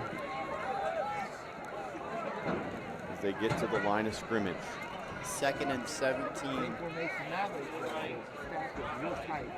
Now they're looking to go through the air. Looks, again, pressure up the middle, rolls, throws, out of bounds. And it has been the theme of the night. Anytime he has dropped back to pass, the Warrior pressure has gotten to him, moved him off the spot, and forced Sharps to throw on the move. Yeah, and that's Aiden Patrizi there, kind of playing a spot. You're not allowing Sharps to get any type of positive yards on the ground. You're spying him with either Bish, Patrizi, Klaus from their linebacker spot. As soon as he rolls, they attack, and that's what's led to all the pressure tonight. Locos just have had no answer for this Warrior defense. They have been a step ahead of them all night long. Sharps looks, throws, high throw off the fingers of the intended receiver. Pass intended for Hopper, incomplete. Coverage by Stansberry. Stansberry brings up a 4th down. Another one there, Mark.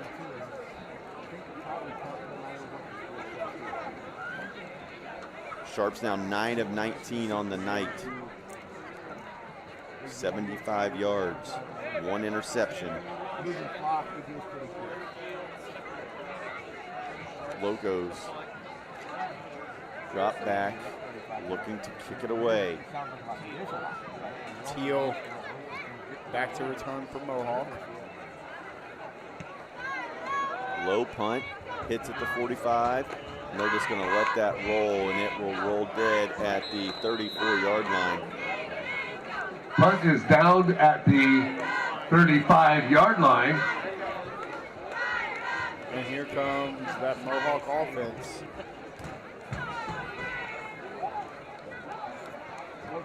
Well, the great thing here for the Warriors is with the running clock, if you want to work on the passing game a little bit, you can, because with the running clock, that game's not going to get, that clock's not going to stop. So you can work on some things.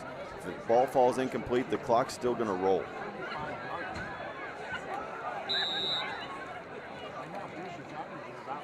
Second half, Andon Klaus, 2 of 2 for 60 yards passing.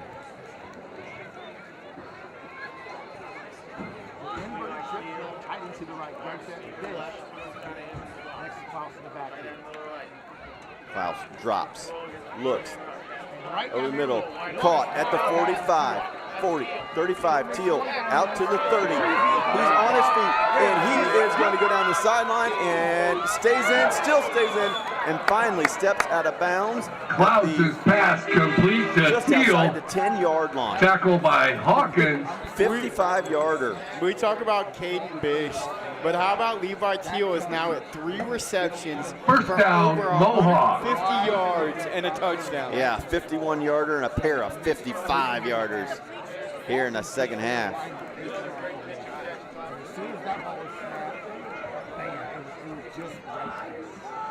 Exactly what we said they could do is throw the ball if they wanted to, and they are working on that passing game. Klaus rolls right, throws, out pattern, caught, breaks the tackle, touchdown. Klaus to Teal for touchdown. Touchdown from 11 yards out. Mohawk extends the lead to 41-0. And how about this throw from Klaus? Rolls right, throws a dart all the way across the field. That is an NFL throw right there, Mark, for a touchdown. Well, I think part of this right now is with this running clock and the big lead. That was a drive just to help Andon Klaus's confidence. Yeah. And he should be feeling it because 4 of 4 here in the second half, including that touchdown pass. That's 2 TDs on the night from Klaus to Teal. Patrizi extra point. Up, and he pushed that one right. No good. Kick is so the no lead will good. stay at 41. I apologize. You're watching OHSAA playoff football from Mohawk High School. It's Mohawk 41, Montpelier 0. Avita Home Health and Hospice is locally owned, locally managed. All of our staff, our board, everybody are members of the local community. Our medical director is a member of our local community and has practiced in Bucyrus for over the last 10 years. When you call in, you're getting a local person. The nurses that you talk to all live, work, and recreate in your community. I mean, I've been doing this for 16 years and I've taken care of 3 generations of some families. We're the hometown people. We're going to give one more shout out and a thank you, and that's to this press box crew up here that takes care of us. They do a great job of doing the very best we can to support those great Warrior athletes. Let's give these guys a big round of applause, please. The route is on here at Warrior Field, Mohawk High School. Mohawk 41, Montpelier 0. With 1:59 to go here in the third quarter. Running clock in effect here as the Warriors have taken absolute control, complete domination all night long here against the Locomotives. Back to receive is Meek and Guilford. Yeah, you know, we talk about Caden Bish and the night Kicking off. How about Levi? Number 26, Aiden Patrizzi. For well over 160 yards and 2 touchdowns. Yet Levi has had himself a night on the offensive side as well. Kickoff, caught and return. Left side, a little bit of space for Meek. And spins, and Meek goes out of bounds. Meek with the return.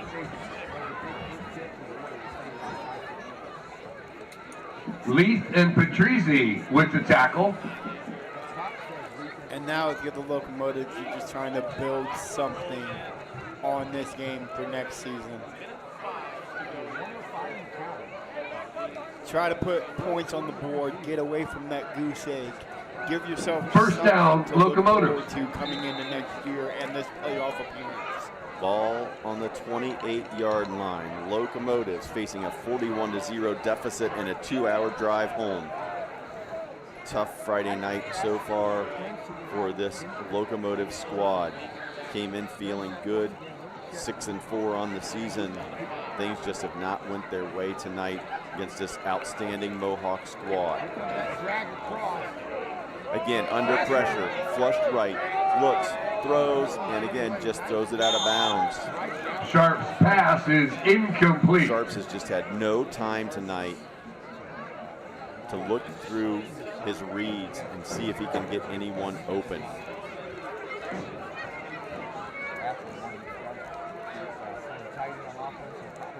It looks like that was either Patrizzi or Bryce Rathbone on the pressure there. And that brings us to the end of the third quarter. From Warrior Field, it's Mohawk 41, Montpelier 0. You're watching OHSAA playoff football live and free on the OH Report.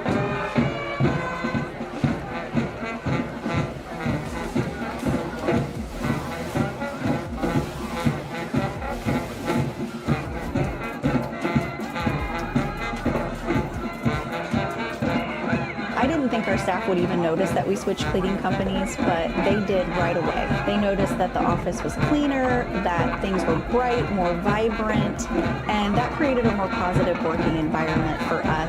There's always a potential to spread illness if our building isn't as clean as it possibly could be. Having Pinnacle in our building to make sure that it's as clean and safe and healthy as it can be helps us take the best care of our patients. It's family owned and operated, they're local, which means a lot to us.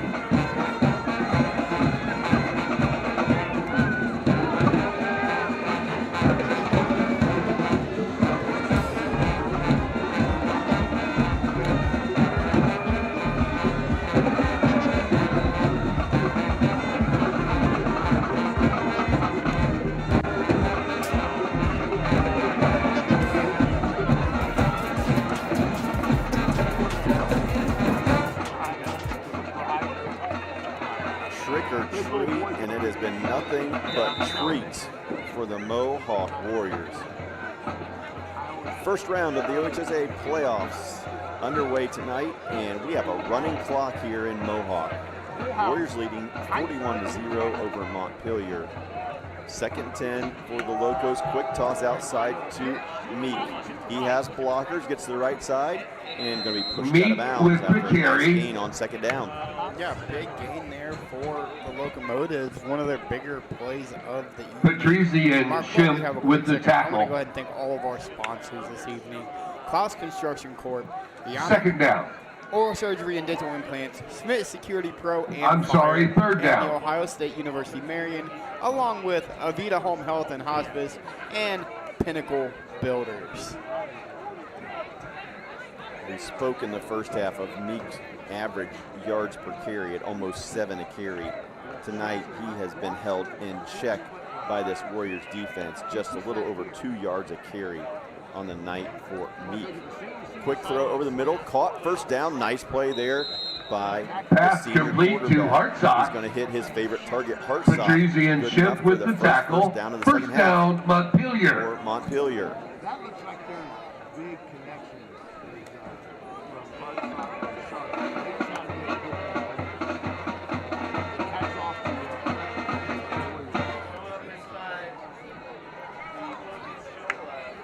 Mohawk Warriors going to be taking on the Leipzig Vikings next week, week 12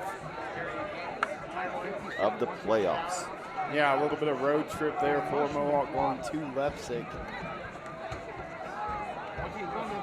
Throw over the middle. Again, caught. 6 Warriors trying to rip that ball out. Sharp to Hartsock. Hartsock complete. 12, first down. That's another first down for Montpelier. From Sharps to Hartsock. Yeah, and it's the quick routes. It's the quick routes, but you can see, look out the field. You kind of call it that one, Mark. Mohawk kind of going to some of those younger guys on the field right now. As I see Jaeger Eckleberry, the backup quarterback, warming up for the Warriors down here on the sidelines. Yeah, staying healthy is much more important than running the score up a little more, getting this shutout. Quick toss, Meek, left side. Has a little space inside the 40, brought down at the 37. Flags come down, going to be a hold on the left side. Flag on the play. Locos. Great tackle there by Aiden Patrizi. Holding against the Locomotives. But it'll be a holding. Did you just say great tackle by the kicker? Yeah. 10 yards walk off. Kicker sticking his head in there. And I mean, how about just still first down for these guys out there? It doesn't matter what the score is. They're giving it their all on both sides of the ball. The Locomotives haven't given up yet. They're still running their offense. I think the one thing that surprised me so far tonight, Mark, from the Locomotives is they come in, their quarterback has over 2,000 yards, and he hasn't been able to get anything going offensively tonight. Yeah, over 6,000 career passing yards. And that Mohawk defense has been brutal on the Locos offense. Great play by the Warriors. Meeks with the carry. On the carry. Kirian with the tackle. Kirian. Well, we can sit up here and talk about staying healthy, but there's a lot of pride out there, and this Mohawk defense wants to shut out. 2nd and 20. I'll correct that. That was Liam Purcell on the tackle. So 2nd and 20. Montpelier on their own side of the 50.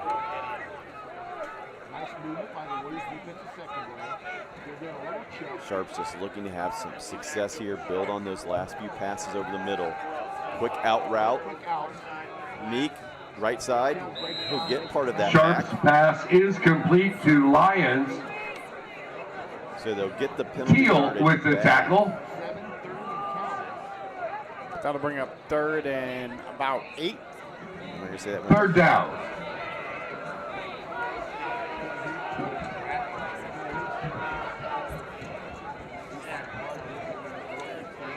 Third and 8.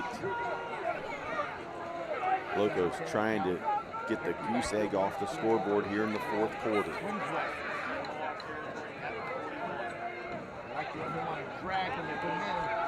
Sharp steps up, has space, going to run it, and he's going to slide. He's gonna and slide he slid short. early.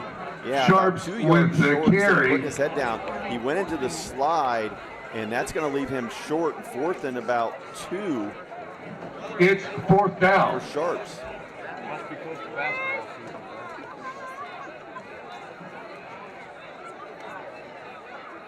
No, but back to the Division III conversation we were having.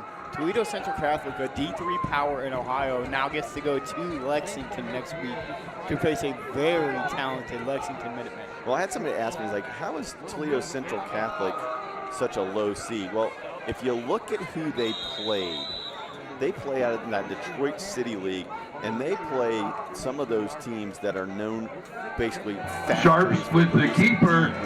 First down. Their schedule Montpelier. was brutal. And I know when those brackets came out, everybody was looking, where are they going to end up? Are they going to have to see TCC? Unfortunately for the Ontario Warriors, boom, they got them in round 1. You ran into them in round 1. Probably the one matchup that you did not want to see was TCC in your first round. Hand off left side, undercuts him, brought down at the 25. Oh, and Meek with the carry. Patrizi with the tackle. And here's the thing. You know, Mark, even though we've got some of these backup guys in for Mohawk, second down. Their defense is still outstanding. Well, they like I said, they want that shutout. The pride factor definitely kicks in here. From the defensive coordinator down to their guys on the field, they want that shutout, and they're a little over 5 minutes away from getting it. 25 yards away from pay dirt. Locomotives trying to put something on the board and avoid the shutout. Throw, right side, Meek, out in the flat. It's going to be enough for the first down. Purcell. Pass complete to Meek. Nice tackle by Liam Purcell. Replay, and it's just, it's first the tackling down. dummy. Grab and roll. But it is enough for the first down.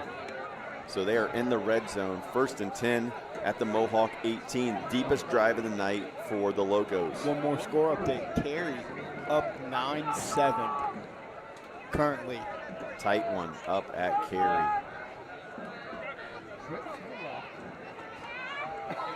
Blitz comes and brought down Patrizi.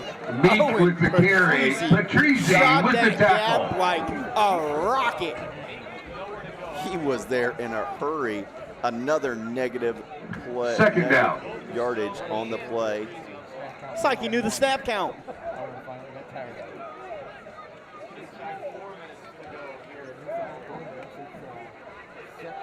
Second and 13. 3-yard loss there. Under 4 to go, running clock. Danville wins 54-0. Nice win by Danville here in week 11. Sharps throws left side and it's going to be caught, brought down. Sharps pass complete to Hartsock. Gets some back some of Kyrian and Leith with the tackle. Carey punches one in. Third down.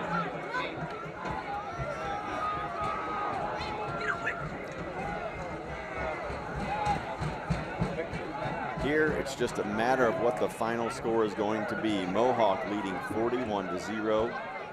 Great performance tonight by the Warriors as they try to preserve the shutout. Sharps looks to his right, throws in the flat, caught, space, and touchdown. Sharps pass complete to Lyons for a touchdown. Lyons from 13 yards out, and Montpelier is on the board, 41-6. That's a big play, too, for the Locomotives. You know, Sharp to Lyons, it's a big score. Gets them on the board, gets rid of the goose egg. So a little over 2:30 to go in the ball game. Montpelier finally gets a touchdown to get the 0 off the scoreboard, 41-6.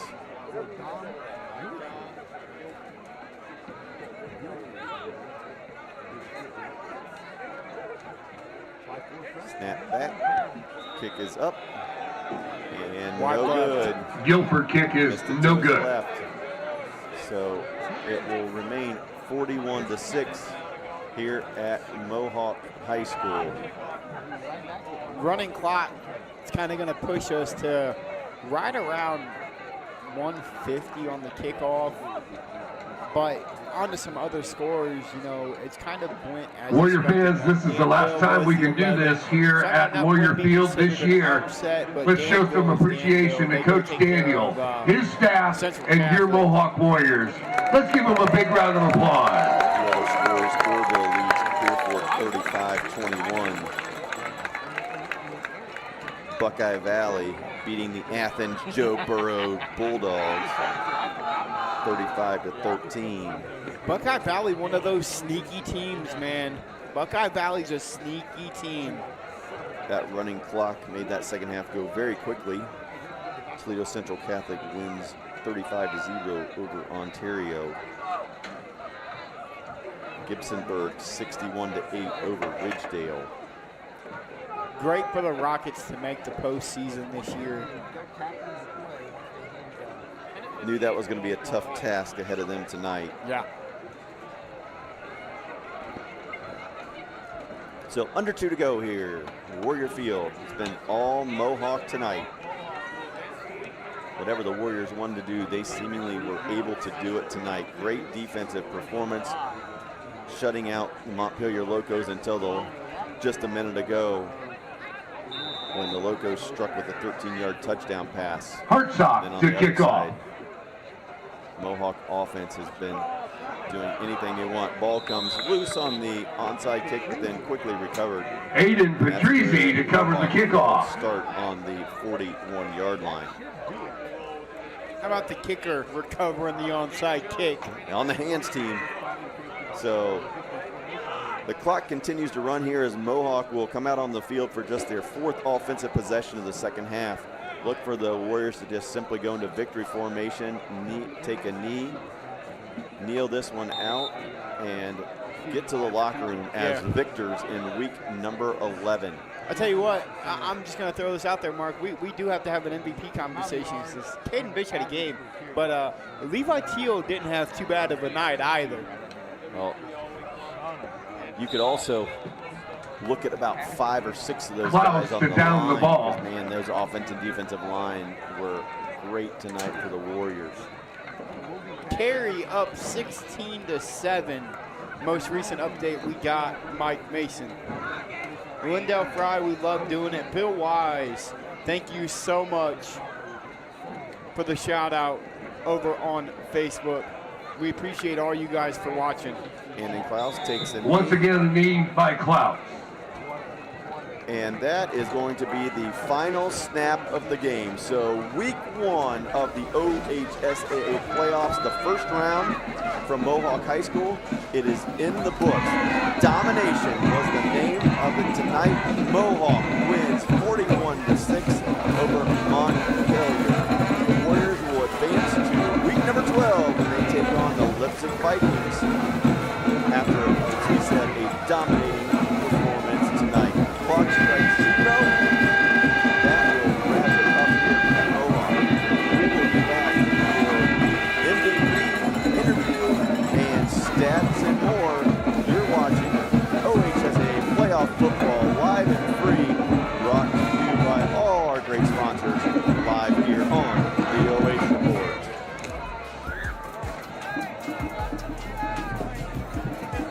Thank you for your support of Mohawk student athletes. Please arrive home safely.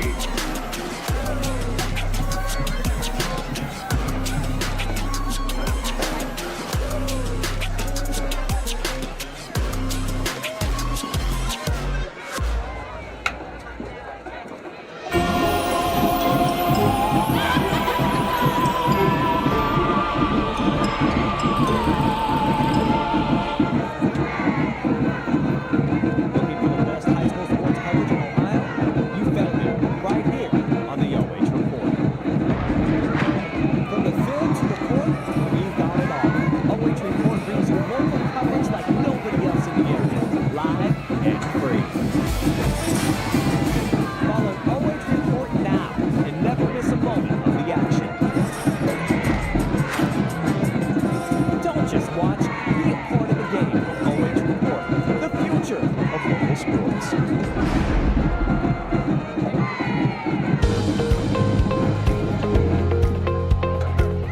being able to give back to the community, and just our teamwork is really solid.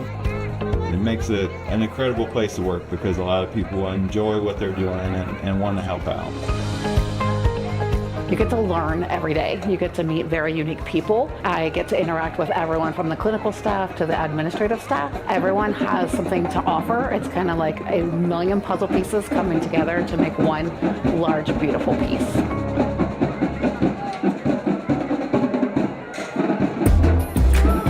Every time that we walk in, we know we're going to walk into a place that's very clean, and when we walk in, we have a professional environment to come to. The reliability of Pinnacle is always on the spot. We've been with them 16 years so far. They're committed, they are professional, they are very transparent with their pricing, and they excel at meeting every goal and every need we have.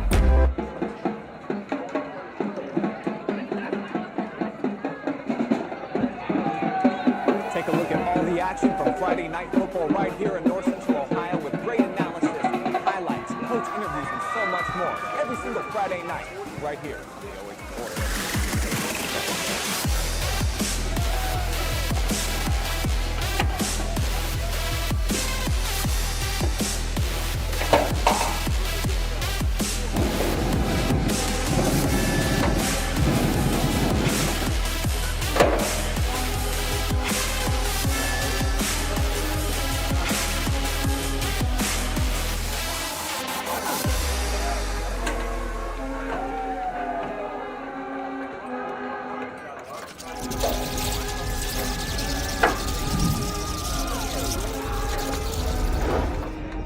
Happy Halloween!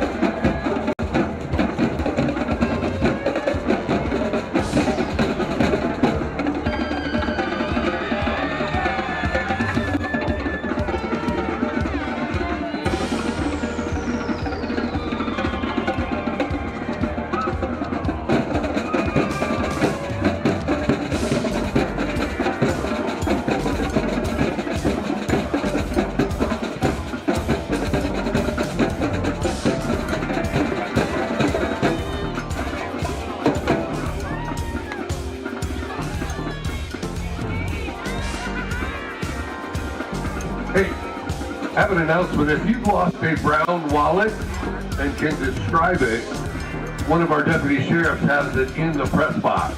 Brown wallet in the press box.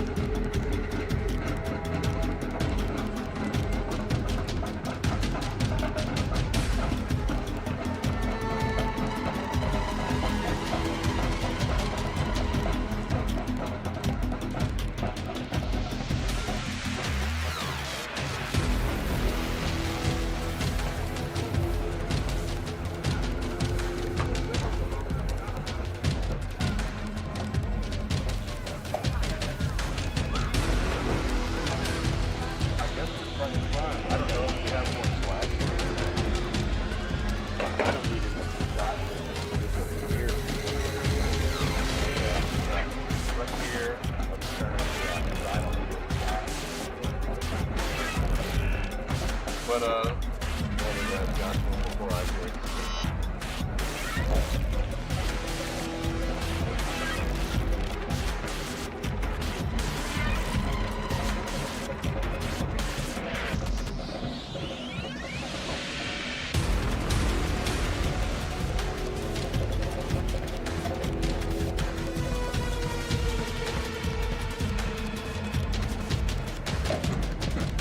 Your pocket dog died tonight.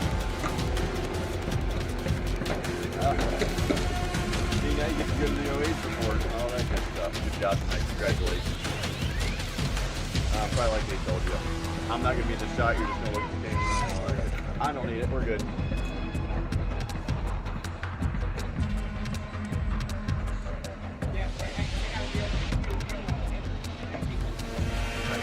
I'll stay out of the shot though.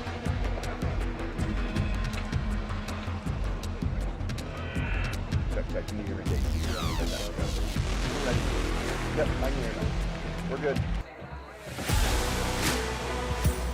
Welcome back to Mohawk High School for the MVP, and that goes to the man of the hour, the guy who got it done on both sides of the ball tonight, junior Caden Bish on the Smith Security and Fire MVP interview. Caden, first of all, what was the mindset after last week's struggles where you guys got upset, you got it turned around here, and you came in and put on a show tonight? Yeah, we had our best week last week, but coming into this week we had a lot of good practices, and it just feels good to finally get a win and get that bad taste out of our offense last week. Well, tonight, unofficially, Caden went for 189 yards, 3 touchdowns, averaged over 15 yards per carry. What was the game plan coming in? Because it looked like they simply had no answer for your offense.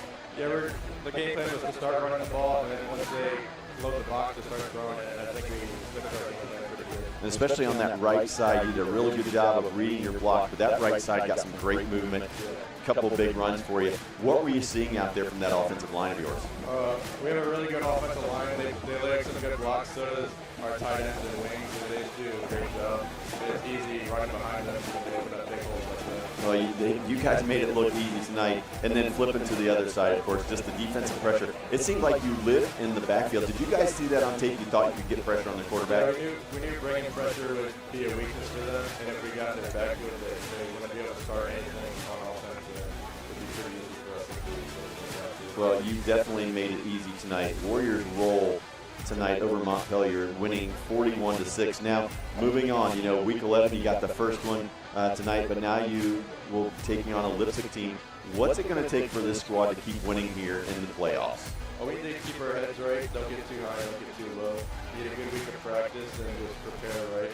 I think if we prepare right, we shouldn't have problems this week. Well, they definitely prepared this week, and they put it together out on the field tonight. As we said, Mohawk wins 41-6 on our Schmidt Security and Fire MVP, Caden Bish. Caden, before we get out of here tonight, any shout-outs you want to give to anybody out there? Shout out my offensive line and Owen Petrucci. Well, congratulations to Caden Bish and the Warriors. Impressive win here in week number 11 of the OHSAA playoffs. Perfect. Good job, man. Congratulations.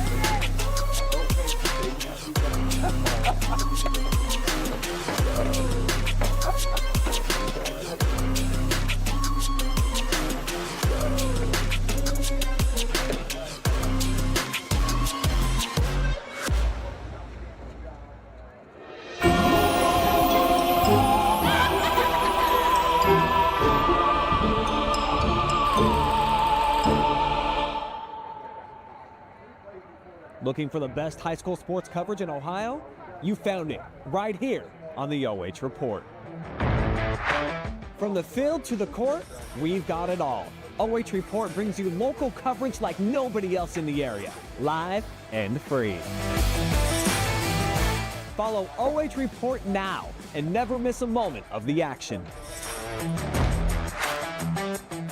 Don't just watch, be a part of the game with OH Report, the future of local sports.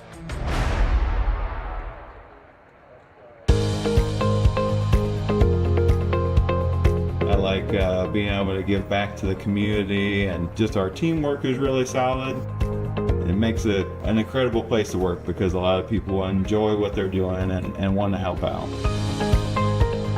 You get to learn every day. You get to meet very unique people. I get to interact with everyone from the clinical staff to the administrative staff. Everyone has something to offer. It's kind of like a million puzzle pieces coming together to make one large, beautiful piece.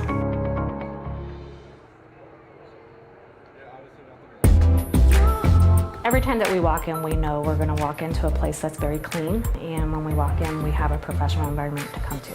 The reliability of Pinnacle is always on the spot. We've been with them 16 years so far. They're committed, they are professional, they are very transparent with their pricing, and they excel at meeting every goal and every need we have.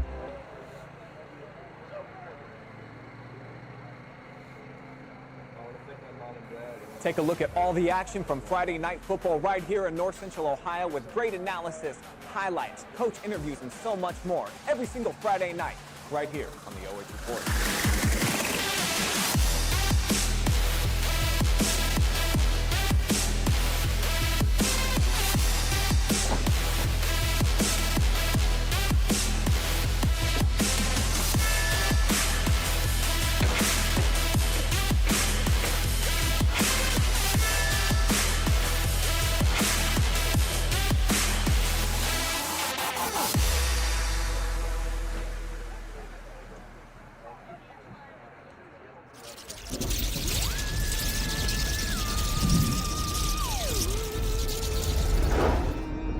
Happy Halloween!